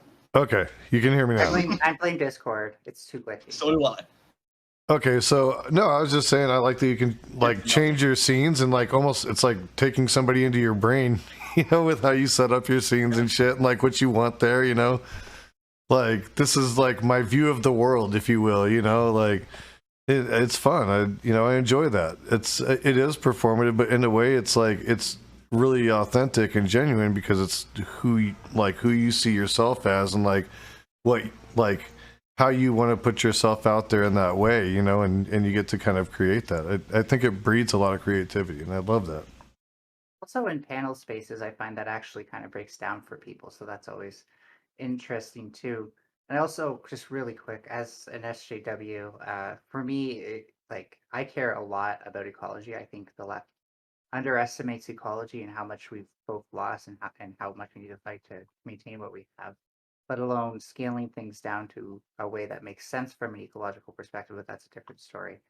But I think like for me, having a following isn't just like, oh, I'm popular. It's not that. It's very much like I have a power now to influence people, and I want to use that for the betterment of society and to help people think. I put it like thinking outside the screen. I don't want to be condescending, but I think that's very common. We get wrapped up in what the screen is telling us, the numbers and stuff like that. And I am hoping to be like a counter dynamic, maybe not a counter culture, but a counter dynamic. Well, I mean, that's kind of like what I'm doing here. That's it. Like, I'm doing exactly the opposite of what the other panels want to do. You know, like I'm taking the blood sports out of it. I'm saying let's do the opposite of that. You know, and I know, like, I could probably fucking blow up with viewers if I had some fucking incendiary comments and people were throwing shit out at each other and fucking doing the whole thing. But honestly, I don't want to be that person. Star Wars. I love Star Wars. Damn it. Not all Star Wars. Like, I like the original ones. You seen Clone Wars? I've seen some of them. Yeah, and I do like that. That shit's cool. Yeah, if you haven't seen The Overlord, since this is a Stoner Chat, it is the most psychedelic thing that's ever been put into a kid's cartoon, in my opinion. Like, and like existential too. Like, it's just it goes beyond, you know, caring about like what's materially real even, and it's. I very much recommend that episode, The Overlords. I forget which one it is, but it blew my mind when I first saw it, and every time I still see it, I'm just like, I can't believe they got this into a kids show, and not like I'm still scarred from Reboot. And not like it's gonna like, you know, mess with the kid's mind and make them want to take acid or anything like that. Like it's literally talking about like the duality of dark and light and stuff like that. I dig it. So there's a little. Do you like my 3 weed smoking girlfriends? What? Whoa, hold on. What? Yeah. Wow. Do you like my 3 weed smoking girlfriends? My main question is, can you marry them? They're awesome. Yes, they do smoke weed. And can you? They're marry cute them, as can be. You can't because they're my 3 weed smoking girlfriends. They can't smoke weed with you. Oh, That's cheating. Unless you want to join our weed smoking polycule. The harem. Polycule's a bit much for me. I'm pretty. I'm one of those. No, people it's that called the harem. Do you get it?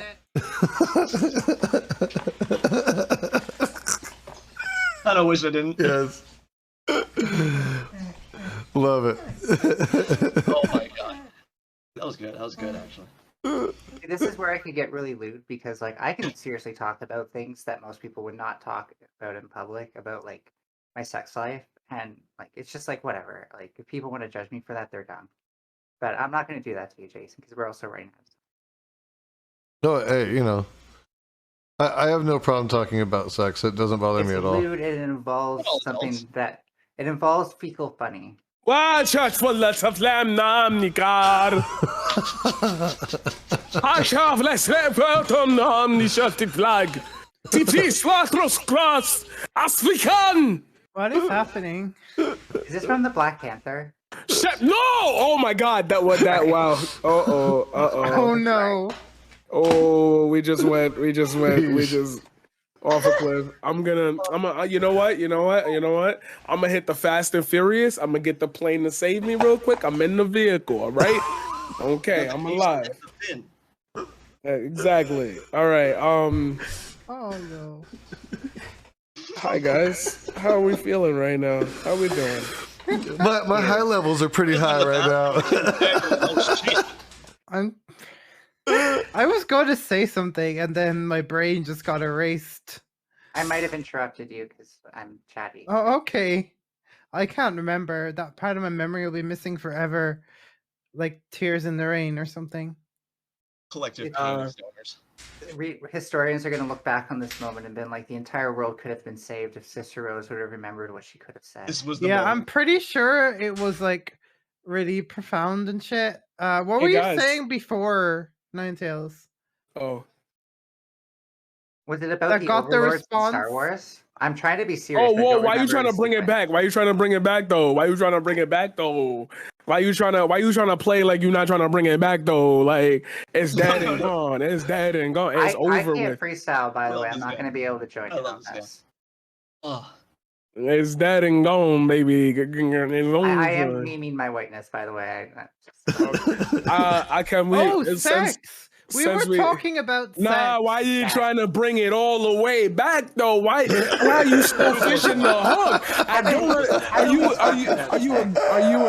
Are you a good fisher? I'm trying to figure out why you keep trying to like. If I hit her with the mellow and Laker, they gonna have to fish her out of there. Like, what is wrong with you? Like, come on, relax. Like, We need to be on more panels for sure, because if I could respond that way to people, they wouldn't know what to do.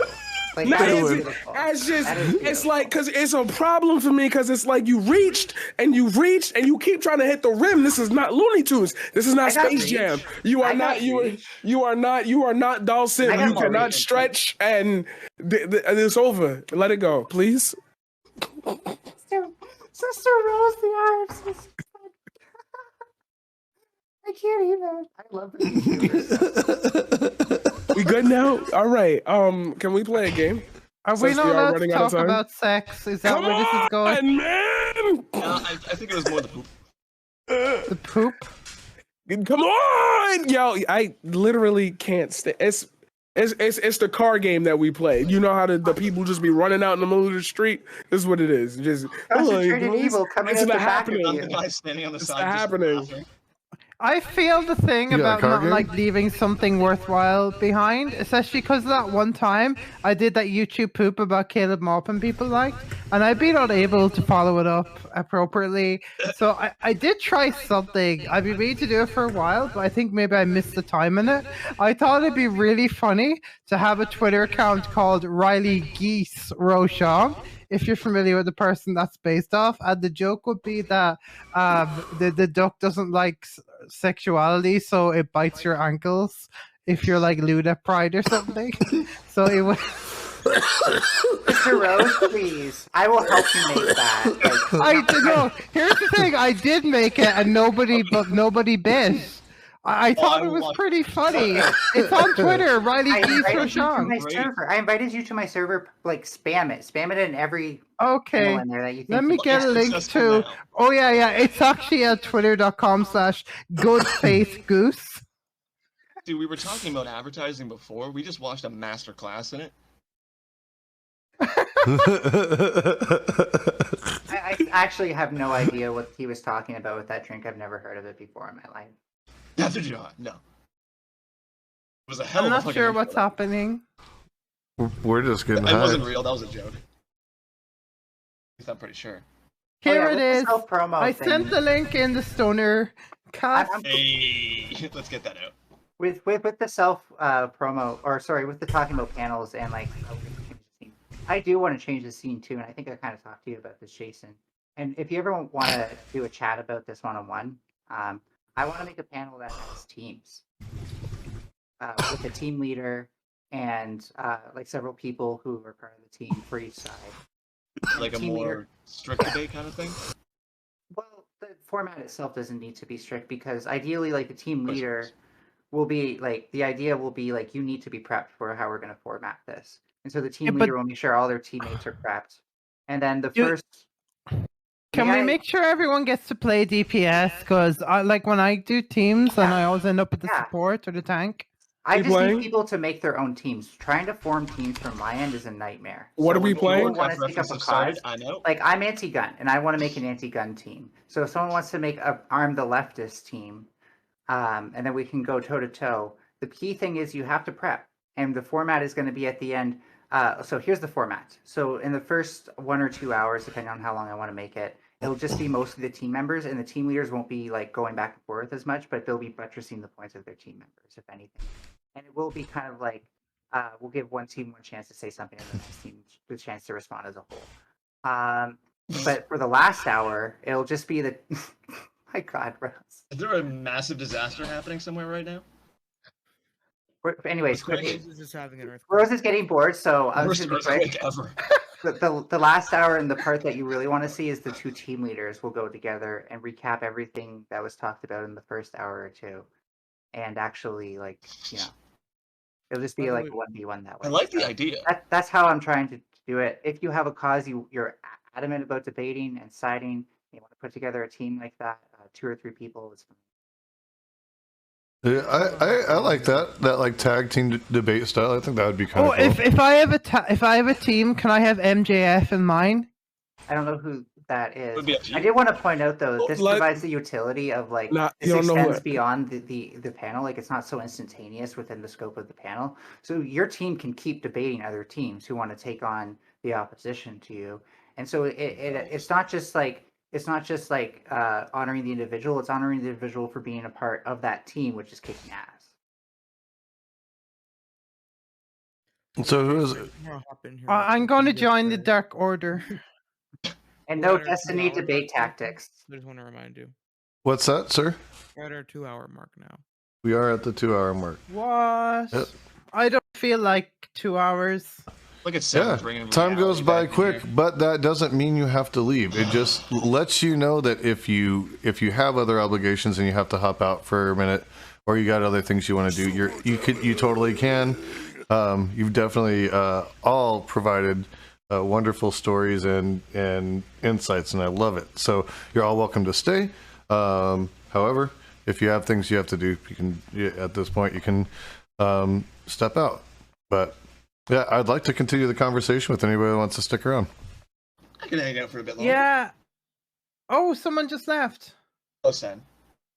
Yeah, that was Sin. He's the Booker guy. Oh yeah. Are we going to talk about music now? Okay, tell me what's up. What you got? Yeah, because NineTails was talking earlier about like how certain kinds of music really get it going. What about like the opposite? What about like we're talking about mystical experiences? I did this YouTube video once called Sacred Tapestry, the inner mystical dimension of electronic music and everything else. And the kind of the idea I had in it that is just kind of what I'm trying to get into now. Like the idea that like a lot of like ambient kind of electronic music really like takes you places, and I think that's really interesting. It's the quality, such a like synthesis is kind of more elementary and some is less complicated than a real instrument.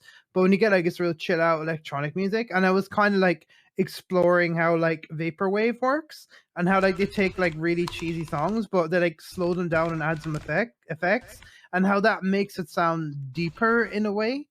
And yeah, that's really kind of interesting to me. It's the Just aesthetic. how so like just the sort of effect electronic music has on people, and how even like these subtle like techniques just like pitch shifting and slowing down and things can change the sort of meta context, and how that like is, I don't know, it's like a mysticism to it because you're uncovering. Yeah, that's it. Because like the thing about mysticism is that it's kind of about like hidden layers and things like that. It's like going deeper into hidden layers. So like when you do like remixes or like vaporwave stuff, or where you change the original thing and a new context sort of missing in the original comes out, and I think that's really interesting. But a lot of electronic music just kind of stands as a mystical experience on its own. And of course, stuff that has like layers on its own too, like Boards of Canada. What's your favorite Boards of Canada album? I think is where I'm going with this. I don't listen to them very much. Yeah, choice topic when you got 3 musicians on the panel. Oh, yeah, true. I'm a musician. okay. I do music for a VTuber Jew called Occult. That's o-cultvt.bandcamp.com. I'm working on new tracks at the moment. I'm very slow because I have chronic pain and ADHD. But Hey, yeah. before anyone gets the wrong I idea, don't I'm not. I don't know if I mentioned that I'm making my synth. So if anyone got the wrong idea, I'm not a musician yet. However, when I make my synth, I obviously want to use it. And the key thing for me is like Paradigm, you mentioned now- you play, didn't you? You're muted. You're muted. Oh my fucking god! Oh my Have you been god! muted the Oh whole? my I god! thought you were no. talking No, to your no, no, chat. no, no, no, no, I thought no, it no, was no, your no, no! chat. It's fucking worse than that. It's fucking worse than that. It's so fucking worse than that. Oh my We've all god! been Oh there. my It's- god! my Oh my goodness. god! I've done it worse. No! Everybody, be quiet! Be quiet! Be quiet! Please, please, please, please! I just need you to be quiet for just a second. I Is need you to this buy. because you don't like no, MJF? No, We'll change no, the no, no, topic no! really I quick. need you. No! Just buy into this, please. Just buy into this for the next 5 seconds, please. Please, just be quiet. Just be quiet. But oh my god!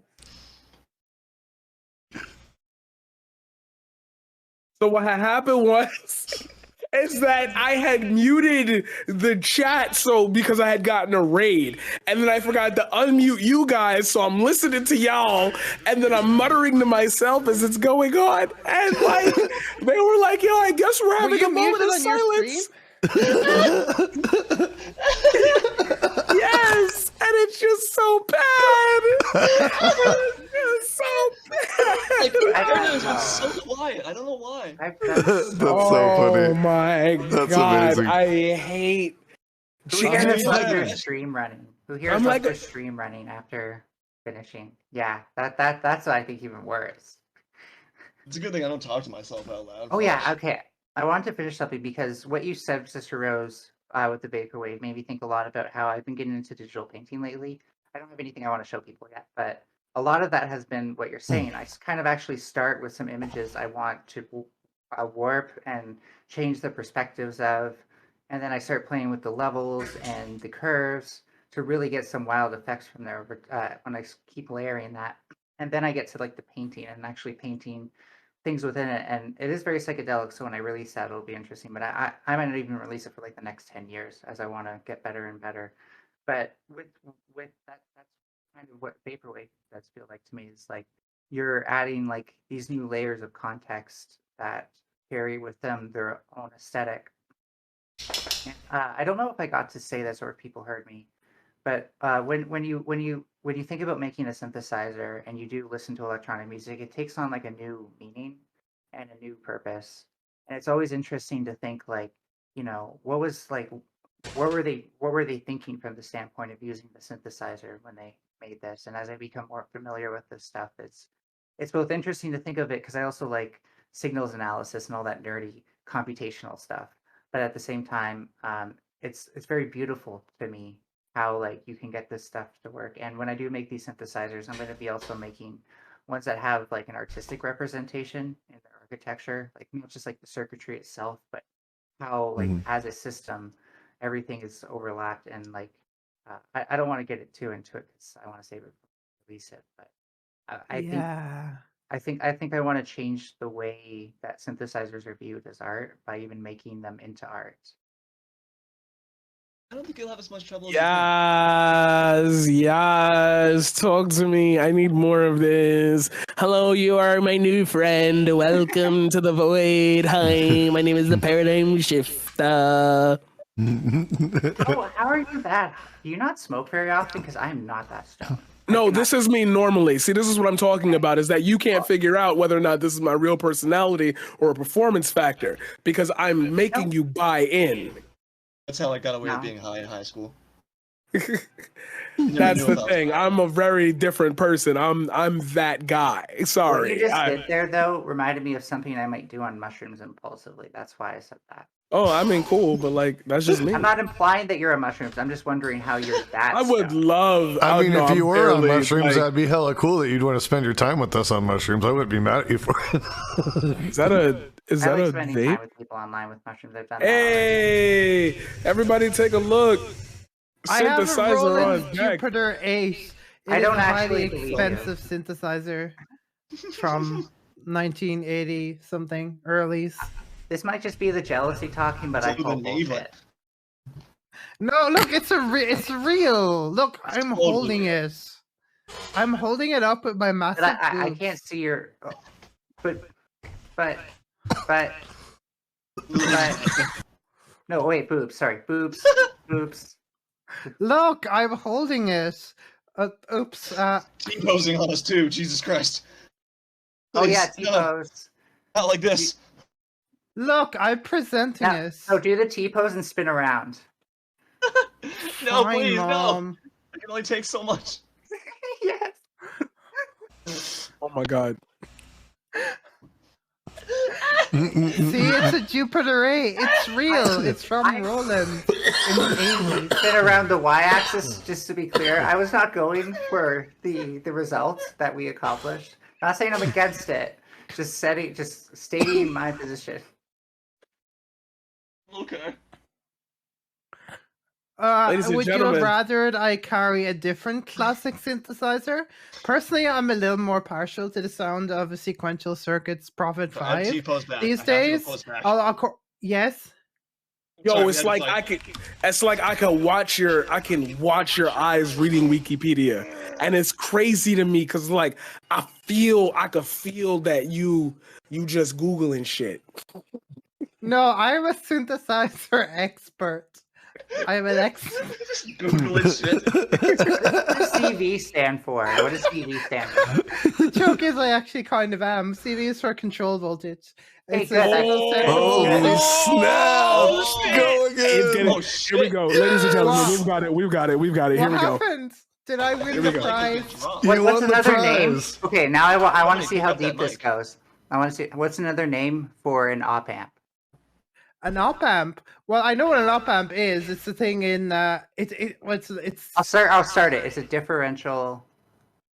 Oh my god, I'm not that good at electronics, but I do. I I was will wondering. tell I was you. just wondering. It's I'm fine. gonna You get it didn't right fail off, so anything. fair. I stop trying to catch me out. I'm good Nah, at synths. I respond, just can't respond. build my own. No, just Okay, respond. I will tell you one thing about op amps. There are different kinds of op amps in, for example, distortion pedals. And if you've ever heard, Billy Corgan's a prick, but the Smashing Pumpkins famously use the Big Muff. This is going to guitar rather than synths, but the Big Muff on I'm with you on that Siamese shit. Dream. Yeah. And the version of the Big That's my Muff they world. had used op amps instead of the usual transistor clipping that you'll find in the Big Muff, and that gave a kind of a grittier texture. So like op amps like using solid state amplification and. If you Same. want If to you learn put more them- about this, by the way, I'm sending you my favorite channel. You're gonna love the person who runs it. Okay, it's a for look man, professor. no computer. He's really No, good. it's Lanterntronics. It's by Okay, I someone- haven't heard that. It's I by don't someone think- named Aaron Lanterman. They're an MIT professor, and they work with like this exact stuff, at MIT. So you're gonna Okay, love their videos. should I especially- I'll explain the synthesizer just to redeem myself. So I'll explain what all the things stand for. Okay, so JPH is for Jupiter 8 and Roland is for Roland. And you can see here, it says LFO. That's for low frequency oscillator. 'Cause, You don't like, in have a to tell me, sister. Okay, I'm telling everyone else because my pride has been trickled now. So it's low Right. frequency oscillator. That's like a thing that oscillates at a very low frequency. So like oscillators normally go into what's called audio range on a Okay, synthesizer. okay. Yes? The floor is yours. I gotta tell you about my synthesizer idea. Okay. So I want to work with analog computing, real physics, and also state machines. This doesn't involve the state machine. This can be a standalone synthesizer. So what it is it's a bouncing ball. That's all it is. And your input voltage can push the ball up, but then gravity will pull it down. That's the most basic idea. There are so many ways you can play with this. It's not even funny, including like if you get rid of the floor, and so that way it goes back and forth between zero, you have like basically a sine wave oscillator. And that's if you match distance to control voltage. But the cool thing is that with all the different patterns you can get, you can also turn it into a low frequency oscillator to operate other synths with. So I'm very excited to do this because it both has like traditional synth usage utility, but it's also going to unlock utilities that we probably don't see until you can like chain multiple synths. And I am going to make like a Eurorack version of this, even though my actual total synth design is a state machine, so it won't be a Eurorack. Eurorack is too expensive. I hate this meme about how trans girls are all, ooh, we're all like poly cat girls with modular synthesizers. I can't afford a modular synthesizer. This is, I'm sorry, I lied to you. This isn't a real Jupiter 8.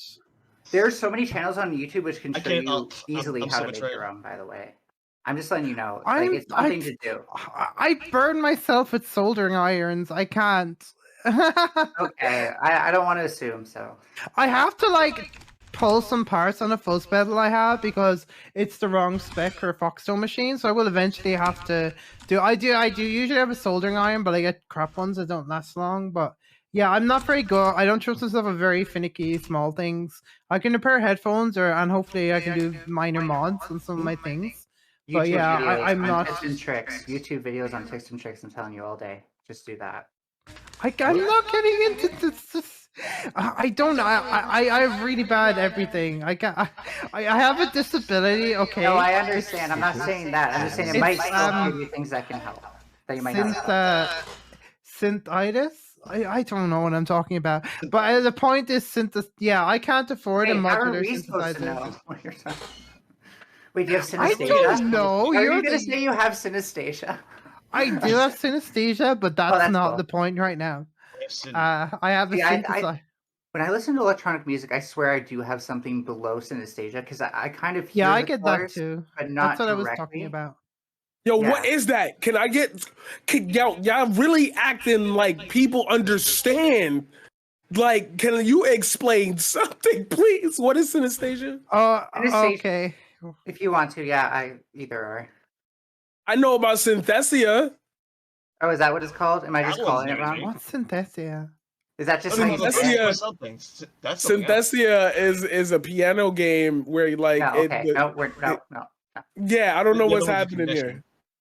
So synesthesia is a condition where I don't know if it's just sounds. Actually, I think they can also perceive thoughts and people's faces and stuff as colored shapes that will literally appear in their visual space for them. They So when I'm see saying that- sounds. So when I'm saying yeah, well, Oh, they that can. happens to me.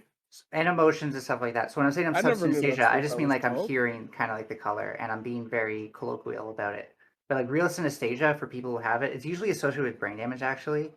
So it seems to be seems to be an issue. Your brain's not supposed to do that, no. I've only been in here 2 hours and a bit, and NineTails has already given me brain damage.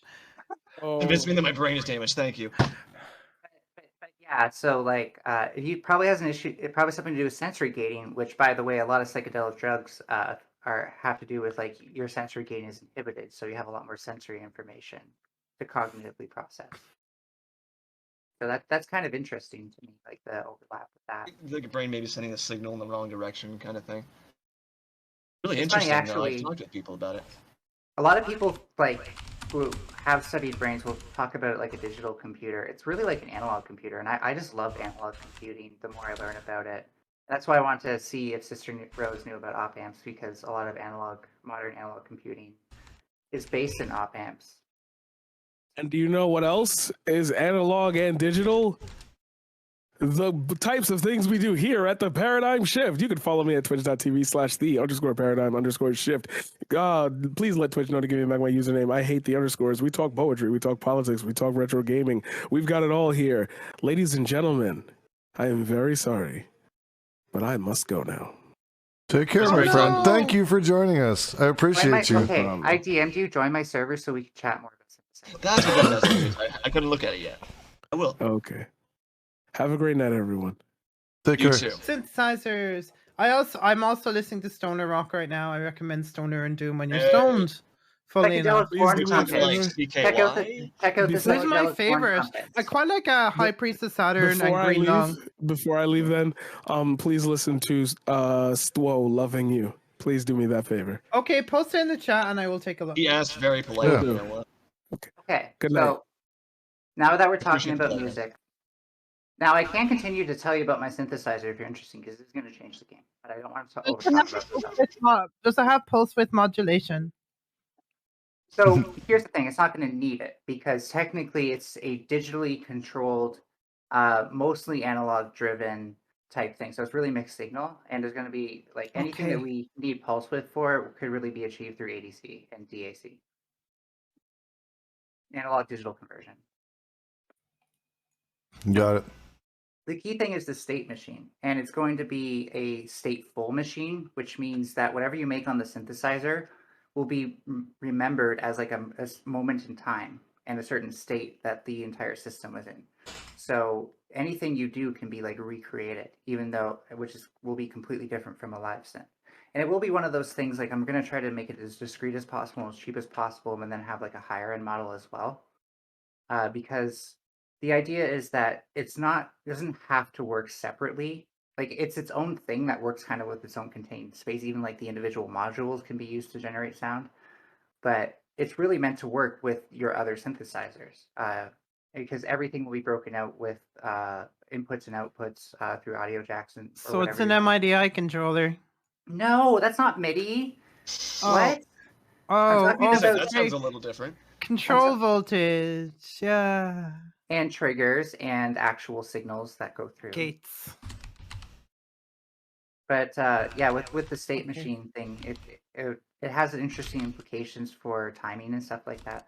Anyways, talking about music, because I think SisterRose is kind of getting bored. I just want to say, if you do like psychedelic music and not particularly like the slower, more ambient ones, although they do have some good ambient music. Infected Mushrooms is easily one of the most underappreciated bands. Now, I know what you're going to say. Israeli boycott. Sure. They don't take a stance on that. And I actually think that's something they're doing that's smart because, you know, they make music for people in Israel. They're Israeli band. In terms However, of music, I don't really think that would count.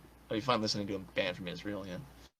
but I think they have made an album, and that's the funny thing about it. And it's very much like if you take the album as a criticism of, you know, it kind of makes you think about like land laws and stuff like that. It's weird, but I've always thought that this album was their criticism of it, although they don't say outright that it is.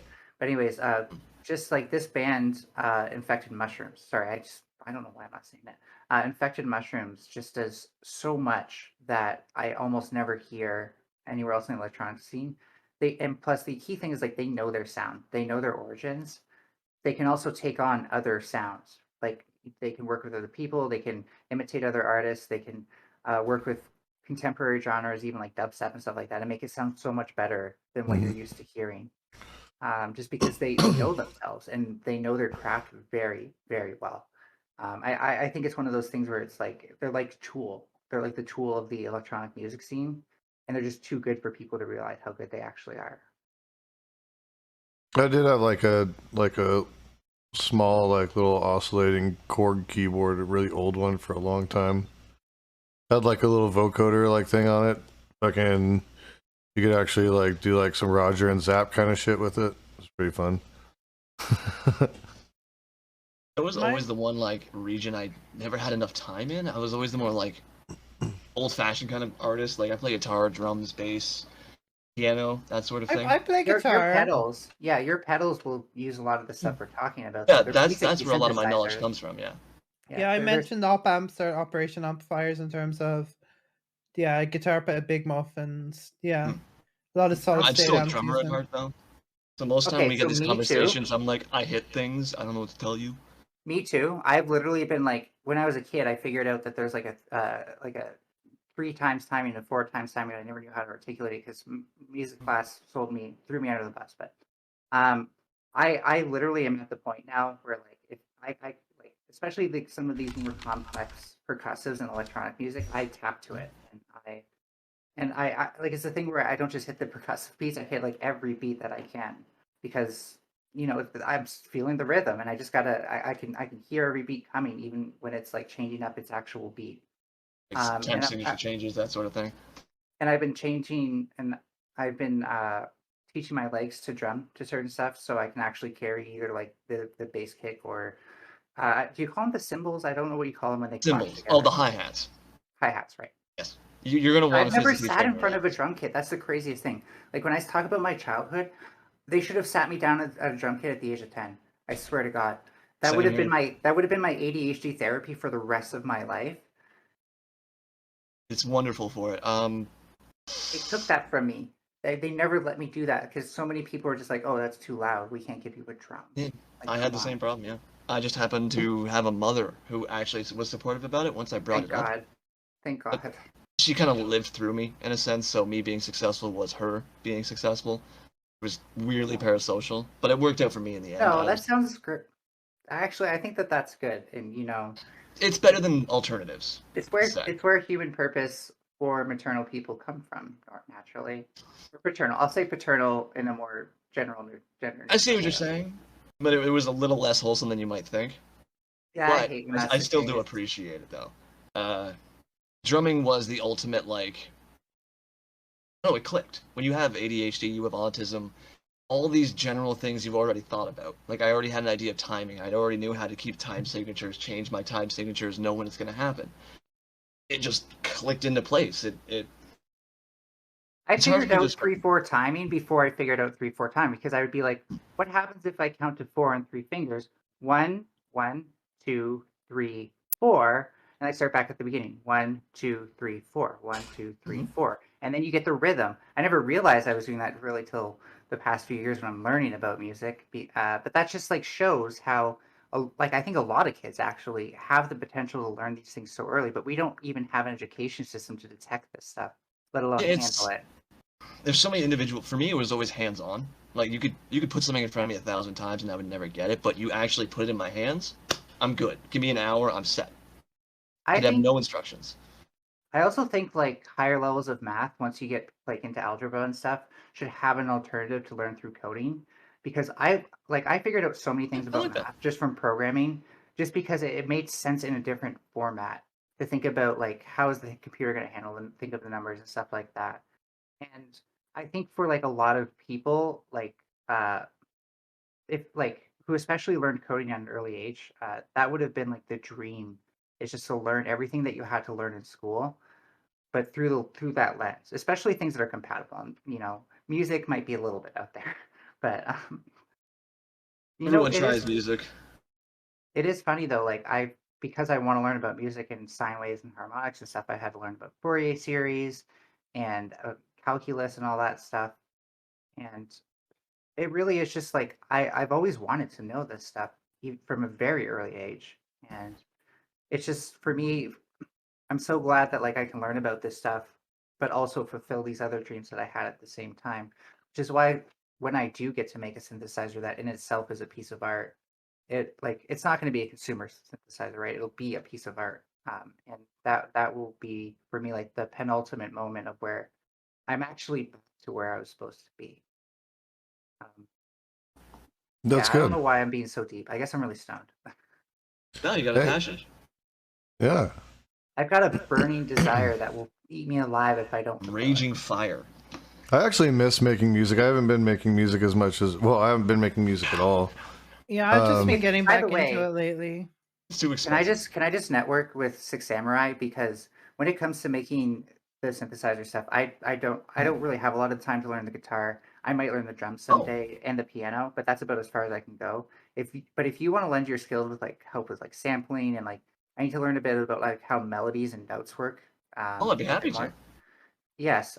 Also, like if you stream and you want to do like music 101 thing ever, where you walk me through it, and I try to figure out how to code some of this stuff for my stream as well. I I could think probably that do would be something really like that, fun. yeah? Are you 'Cause willing just is it more just like writing music that you're concerned with? Yeah, I guess. Like you said, you're percussive too. I never learned a lot about like writing melodies and stuff like that, or how like you define all these different notes and stuff like that. So it's very like the actual sheet music and I how we get that, think yeah. about like You notes. you wonder how artists came up with what they did. Like it's I this get it. No, giant that's the sheet, and thing. they're like Since I've learned about this and harmonics and this. stuff, I get it, and I love how beautiful it is. Have you heard of a I scale? still, oh, I know exactly. Yeah, I know exactly. Yeah, yeah. That's the whole basis of it. Like most people will keep it simple and just work within a scale. They know all those notes work together. So I can bounce around in this scale on the guitar and guarantee that no matter what I'm doing, it still sounds all right. If I Circle go of out of that Fist. scale, like AC/DC, they're known as the 3-chord band because they had literally 3 chords in a scale they would play it, and they were able to make a whole different.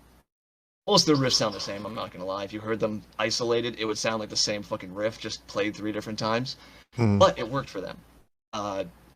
Getting out of that is the hard part.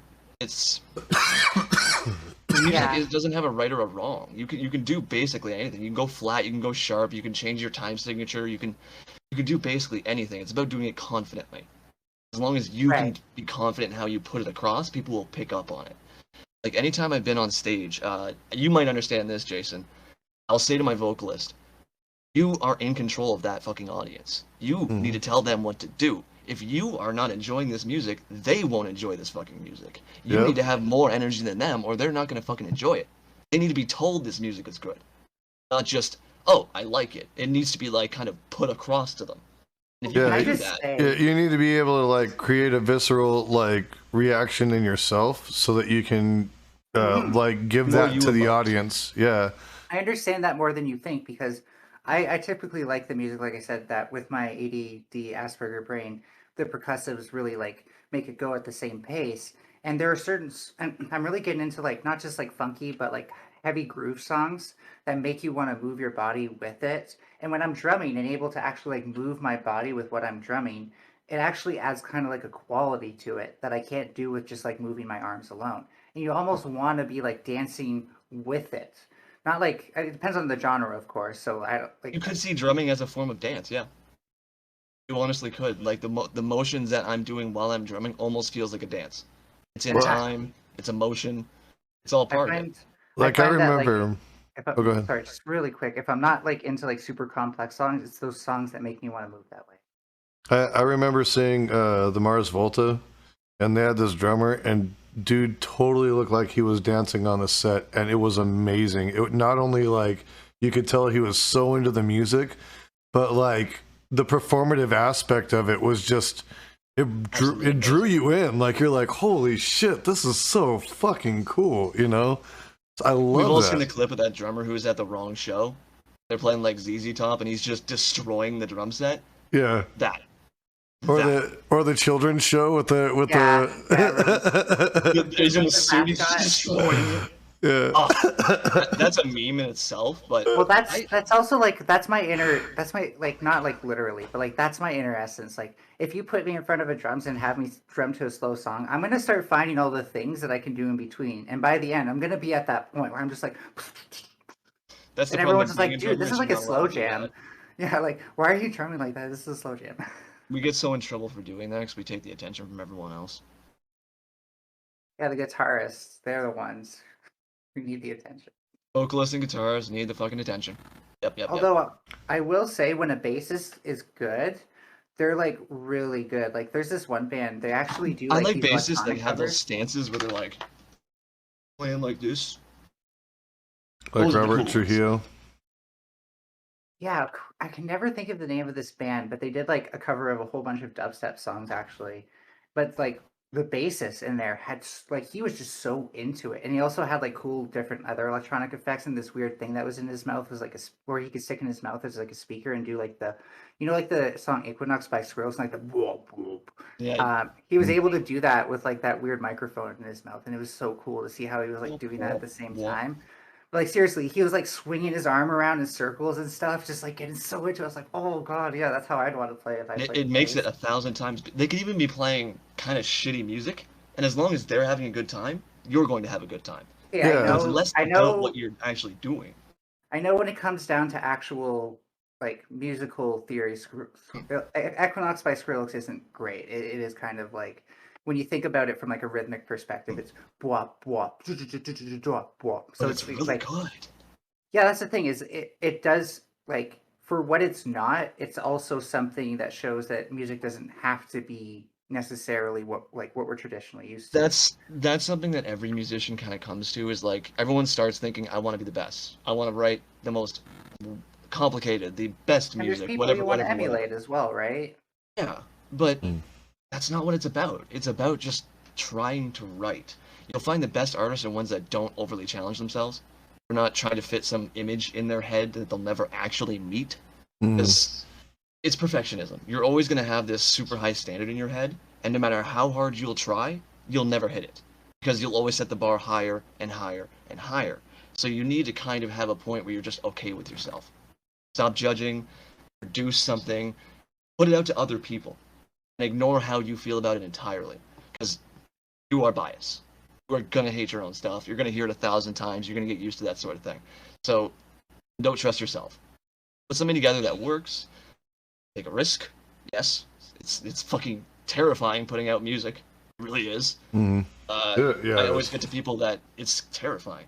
It's the ultimate. You go on stage and you pour your heart out, and you're like, "Please judge me."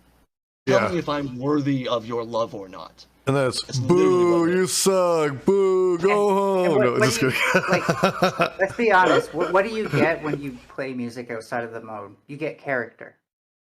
So even if you don't play the music perfectly or as well as other people, that's a character. That's even an aesthetic, right? Like, Yep.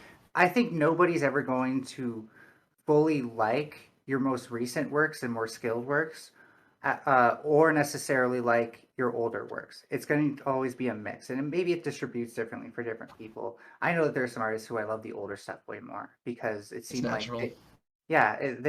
there was less skill getting in the way. But that's also why I love infected mushrooms, because as they grow and evolve, I swear to God, like they keep it. They keep that original essence because they, again, like I said, they know who they are. They know where they come from. It's all individual too. Like, there's a lot of people that only like a certain album from a band because it's just like the sound of it Yeah. works for them, while the rest of the album didn't, or they happen to hear it at the right Sure. time in their life. And every other Exactly. song I hate. It's just this happened at the right fucking time for me to enjoy it. Like, I- there's like country Okay. songs I enjoy because they remind me of one specific moment in my life.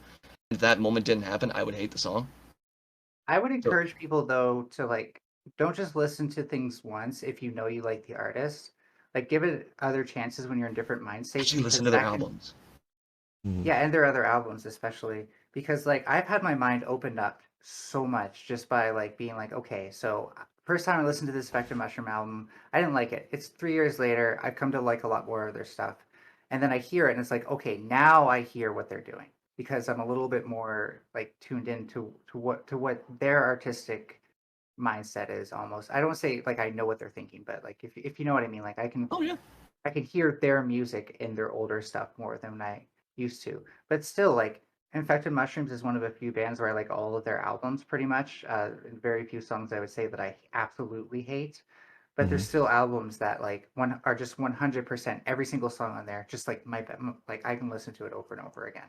And you know, I think that that's different for everybody. It just will be, and you can't ever expect that to be like, oh, because this artist is so skilled, or because they sound this certain way and it sounds great to me, everyone else should think the same. And There is lot no of, like- objective good music. yeah, Just- we're postmodern here, okay?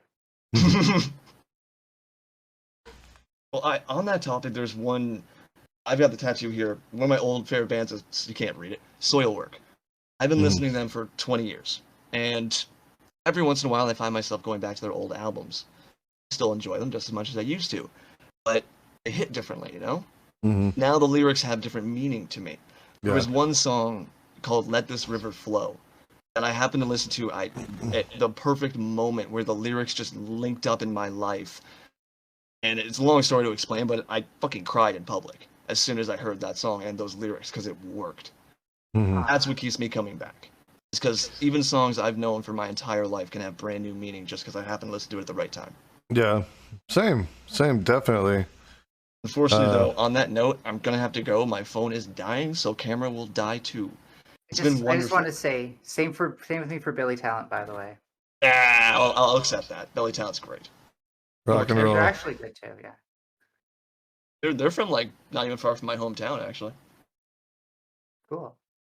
That's what happens when you grow up near Kingston. Pretty much every Canadian band is from your general area. Southern Gotcha, get hip. Ontario is Southern Ontario. Bye. See, Okay. I consider it like Eastern Ontario, but I'm Southern. Oh, where are you? Oh, I'm not gonna ask. Never mind. London, Right. Ontario. I don't care. I Oh, say that's that. big enough. You're fine. That's a big enough city. I'm in Ottawa. I'm Are you fine. leaving too, SisterRose? Or are you just saying bye? I was Think of saying you. bye. I'm Okay, I bye. think I'm running out of words. I'll give you You're some good. more. All right. Well, I enjoy the conversation. You all have a great night. Okay. All right, you two take care. Good night. Bye.